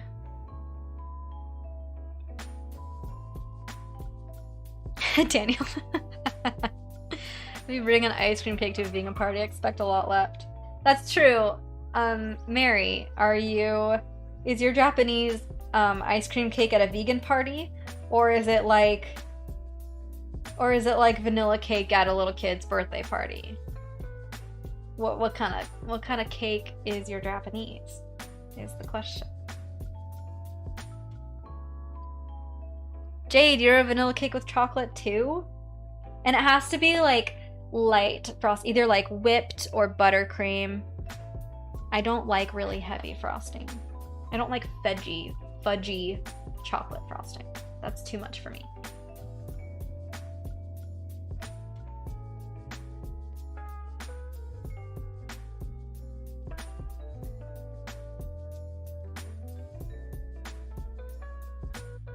I like this song. Mary, it's like chocolate cake at a polite get-together where no one wants to take the last 2 slices. Okay. So not a lot. The appropriate amount to leave to be polite. So you know enough Japanese to be polite in a room full of Japanese people. Got it. I have the visual.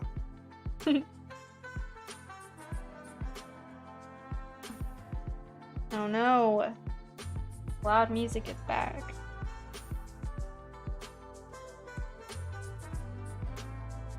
Daniel, plain angel cake kind of guy, no toppings. You don't like any...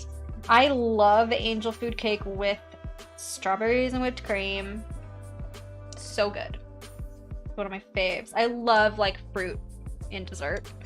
I think it's because I get sugared out quick, so like all my favorite desserts usually have fruit in them.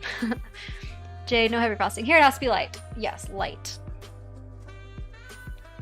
I will say I do love a corner piece. Like I like frosting if it's a small corner piece. But if I want more cake, then it needs to be lighter on the frosting. It depends on my mood. Mary, not a lot, but enough to get you a little bit of somewhere. Ooh, a plain white pound cake. Mary, you and Daniel are similar. Pound cake is a little heavier than like angel food cake, but similar with the plain vanilla. Daniel, sorry vegans, I'm eating chili with meat. That's okay. We watched Seaspiracy last week. By the way, guys, if you haven't watched it, you're never gonna want to eat fish again. I kind of knew some of the issues existed that were discussed, but the scale to which it's happening is really, truly shocking. It was interesting when I was having the internet issues that I was having a few weeks ago. The guy that came to fix it, we were waiting for like everything to reboot. He was nice. Like we were just driving, hanging out and talking. And when like my living room, my wall is all covered, just like this wall is right here. This wall is like Western and kind of romantic, like landscapes and stuff though. And the one in the other room is mostly like New York and outer space. Like I love space, planets and moons and just galaxies. Like that's my thing. And so he was looking at this wall anyway, and he's like, this wall is really cool. And I was like, thanks. And I was just explaining like where some of the stuff came from. And I mentioned the 1969 National Geographic magazines, which is where a lot of my like moon pictures and stuff on that wall came from, including the original little record of sounds of the space age that they produced with those magazines after the moon landing. So anyway, we were just talking about space, and then he was like, this is kind of tangential, but he was like, do you think we'll ever make it to Mars? And we had a whole discussion while we were waiting for everything to reboot about, like, oh, I'm not a fan of piano. No, thank you. About, like, what would get us to Mars. Because I said, I think for sure we'll get there, but whether it'll be because humans figure out how to work together or if it's because the planet will be uninhabitable is up to us to figure out. I think we'll see. But watching Seaspiracy, this is how Seaspiracy ties in, because obviously it's about the planet, which is 70% water, and all the phytoplankton are dying because the whales are being killed off because the smaller fish are being fished up. And anyway, it all ties into the fishing industry, but it's like fascinating, and it just keeps reminding me of that conversation with the internet guy where like it's hard to think about the planet dying, but it's happening, and it's gonna be interesting to see whether humans make it to Mars out of like a sense of exploration and an achievement and conquest, or out of a desperation to survive because the planet is dying.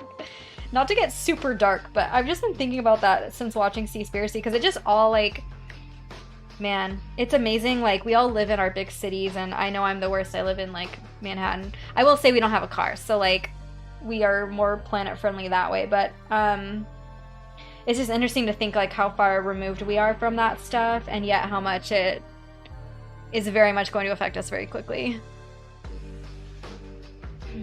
Mary, your dad studied astronomy. I have a lot of love. I love that. It's always fascinated me. Stacy, go get that dessert. More power to ya. Mary, I'm sorry. Go watch Seaspiracy and you'll have some ideas about what to do about it, at least. That movie does like leave you with at least some ideas. It doesn't like, it's not totally all doom and gloom, but it is super interesting. I've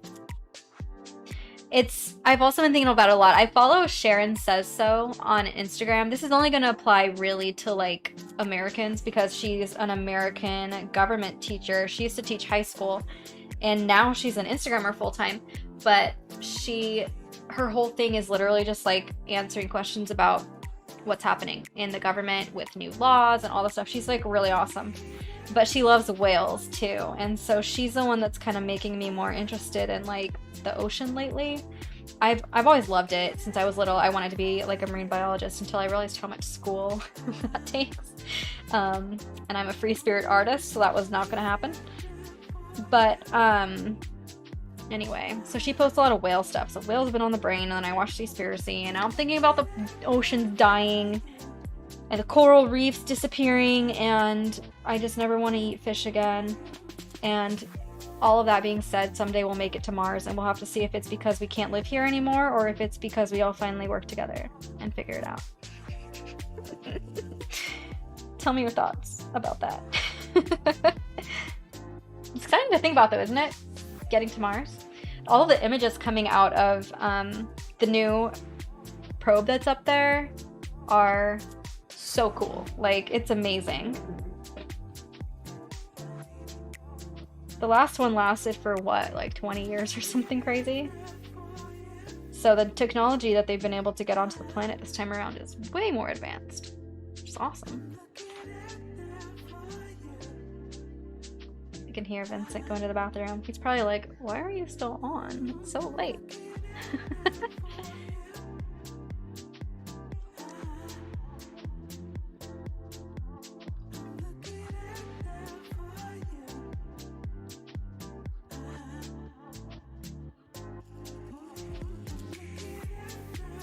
I think at this point I should just finish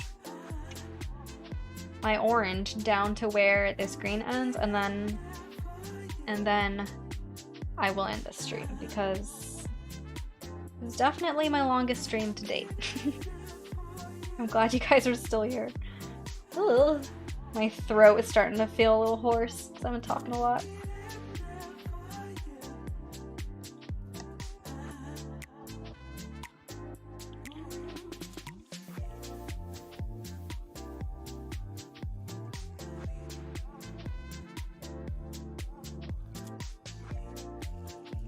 Daniel, whenever I open a soda, the tab goes, ow, under my middle finger's nail. You need to work on a better way to open the soda can if that happens every time. Sounds like an issue with your opening technique. It's worth it for that sugar goodness. I will agree with that. I definitely had too much soda today. That's because I woke up with a horrible headache though. Like, no matter how much I try to stay away from soda, sometimes it's just the only thing that will kill like a real true migraine, because I definitely get those every once in a while. Especially around like my period time. It's like about once a month I get a bad headache. And the only thing that kills it is sugar and caffeine in the form of a Coke.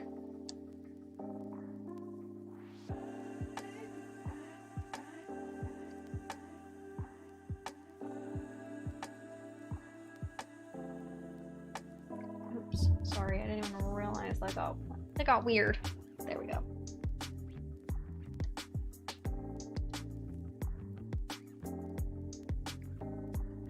What is this? This is like a groovy song.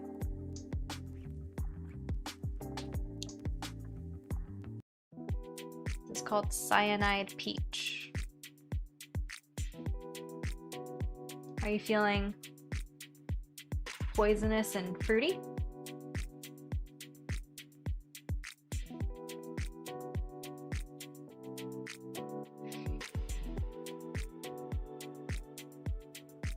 Jade, have to head out. Have a great day.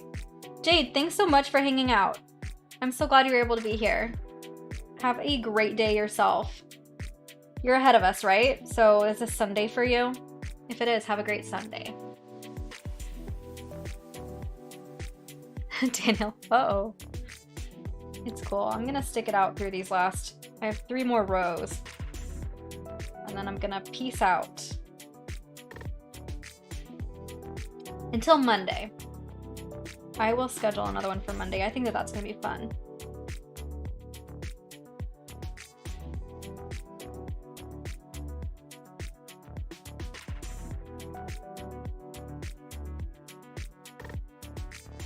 Oh no. No, okay, we're good. Whew. Thought she got tangled, but we're good. Everything's fine.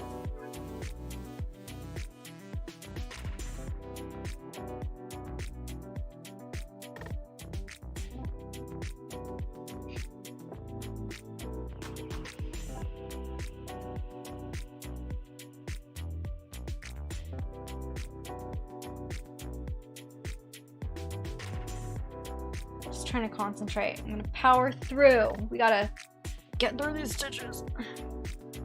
Mary, you gonna put down my cross stitch for the evening? Totally understandable. It's been a long... This has been a long stream. It gets to the point where it's like, I just gotta finish this last section. I'm too close. I can't not do it. I might actually run out of thread before I get to the end of this though. We will see. At this point, I'm just gonna get this far and then put it down myself. I'm ready to go lay in bed and scroll Reddit and cuddle with Vincent.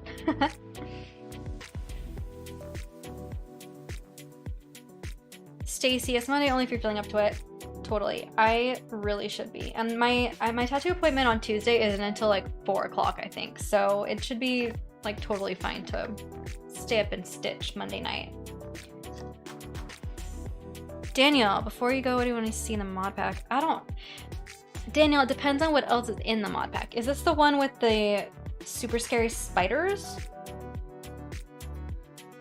If it is, like, let me know. and then I might have an answer for you.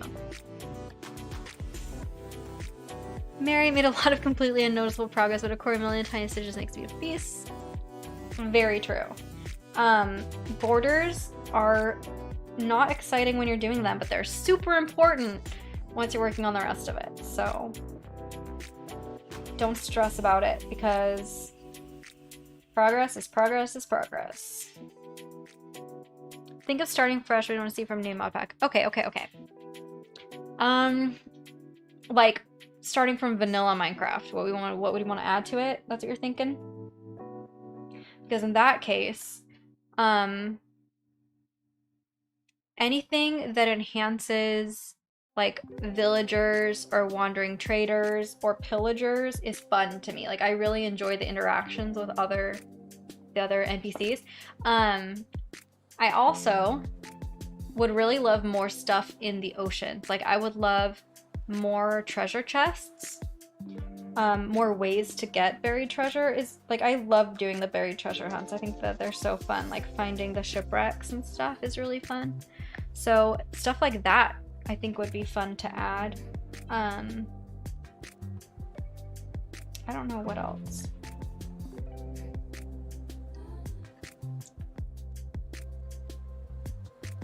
Village and Ocean Pack? Okay. Amazing. Yeah, those would probably be a good place to start. I just think anything where there's like more fun ways to interact and find cool things is fun. That's the one area I get kind of bored. There's like so much grinding sometimes.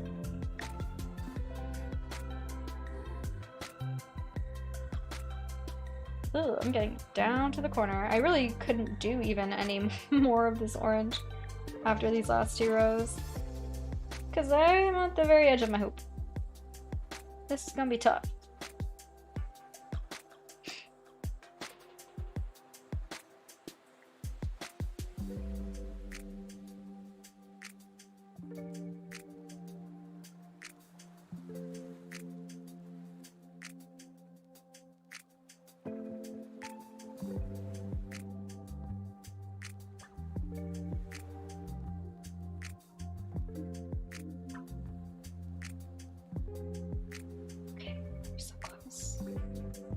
So close, I can taste victory.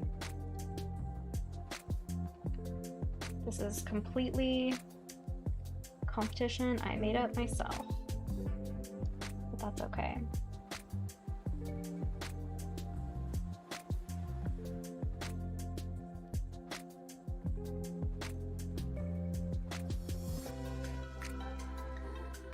I'm thinking I probably will need to do a couple more marathon days. I might make videos of it. I don't know if those are fun to watch or not. I figure if I'm doing it, I might as well record it. Especially now that I have this like nice tripod, it's so much easier to do. But I might do a couple more marathon days to try to finish this project faster. So I really want to make a video kind of walking through just starting a new project, just like how I count, where I start, all that kind of stuff. I know I already made a video on like the leading up to the actual starting, but I have had a few requests for like a video just like actually walking you through the thought process of like where to start when you're looking at that blank canvas. So I kind of want to work on that. But like I said, I want to finish this first. So I think I might try to do that. I think that would be kind of fun. I might make just one video with like a several day marathon. Kind of like in AuthorTube when they do like marathons to try to get like hit their 50,000 word count within NaNoWriMo. Maybe something like that, but with stitching. I think that would be kind of fun.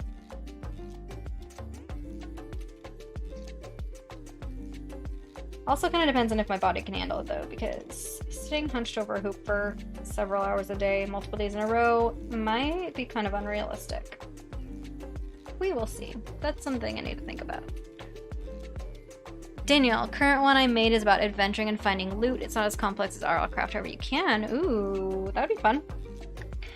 See, that's the thing. I actually really like the vanilla customizations. Like, I like the enchantments and stuff as they are. But I think it would be nice to have more opportunities to find some of the rarer stuff. And even if it takes effort to find it, you know, just being able to find it instead of like having only one predictable way to get it would be fun. Stacy, Minecraft is on my list to play. Yeah, the Switch version is just fine. You can still play with other people on Bedrock on the Switch. When I had like a shared, like a realm, a shared world, and my cousin would get on the Switch, and Vince would play on the PS4, and I would play on my computer, and Daniel would play on his laptop, and we could all hang out in the same world together. Totally doable and fun. I think Java is a little bit more exciting as far as like mod packs and stuff go, but it's not necessary. I played on vanilla Bedrock for a long time, and it was totally enjoyable. And I made a whole castle, and Daniel made multiple villages, and it was this whole thing. It was a good time.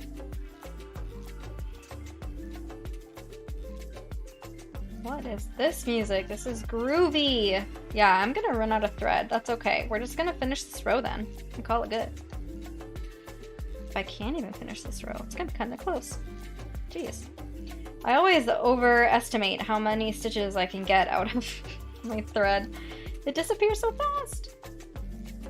And I'm not stitching in any way that would make it disappear faster. It's all the same. It doesn't matter what order you do the stitches in, as long as they're always right next to each other. But, it's just crazy how it all disappears. Daniel, you should make a room dedicated to playing with yours. I really want to, as soon as I have enough people to play with. I think that'd be really fun. Because in Bedrock, you can only play with up to 10 people, but in Java, you could play with on a server with a lot of people. You have to figure that out. There's so many possibilities of fun things to do. This takes a little effort. Okay, guys. This has been Mary, rule of thumb, using about 5 times as much that it's... Yeah, I'm not good at estimating that. But since my thread is run out, and I don't feel like threading anymore, and I'm tired, and my throat hurts a little from all the talking, I think it's time to end this stream after I tie off the thread. I can't believe how many of you guys have stuck around this whole time. Unfreaking real. You're cool. You're awesome. You're good people. You're my friends, and I love you. Okay. Today was fun. I'm gonna plan or schedule another stream for Monday, and we're all gonna get together and have a good time again. And we are gonna finish our projects. I'm doing it mostly so I can like power through this. I think that this was really good, and I need to do this more often with you. So anyway, thanks so much for being here. Mary, you're awesome. I'm so glad it was a good time. Thanks, Daniel, for hanging out. Yay, Stacy, I'm so glad that you were here too. Thank you, everybody. Have a good night. I'm going to end this now because I'm tired. Bye. Oh, don't forget the Discord server. I'm gonna pop it in chat one more time if you didn't get the chance and we wanted to join it. It's just where everyone hangs out and shares their projects. There it is one more time. I'll give you like a few seconds. I knew there was something I needed to remind you of. That's what it was. Yeah, cool. Okay. 10, 9, 8, 7, 6, 5, 4, 3, 2, 1. Okay, bye.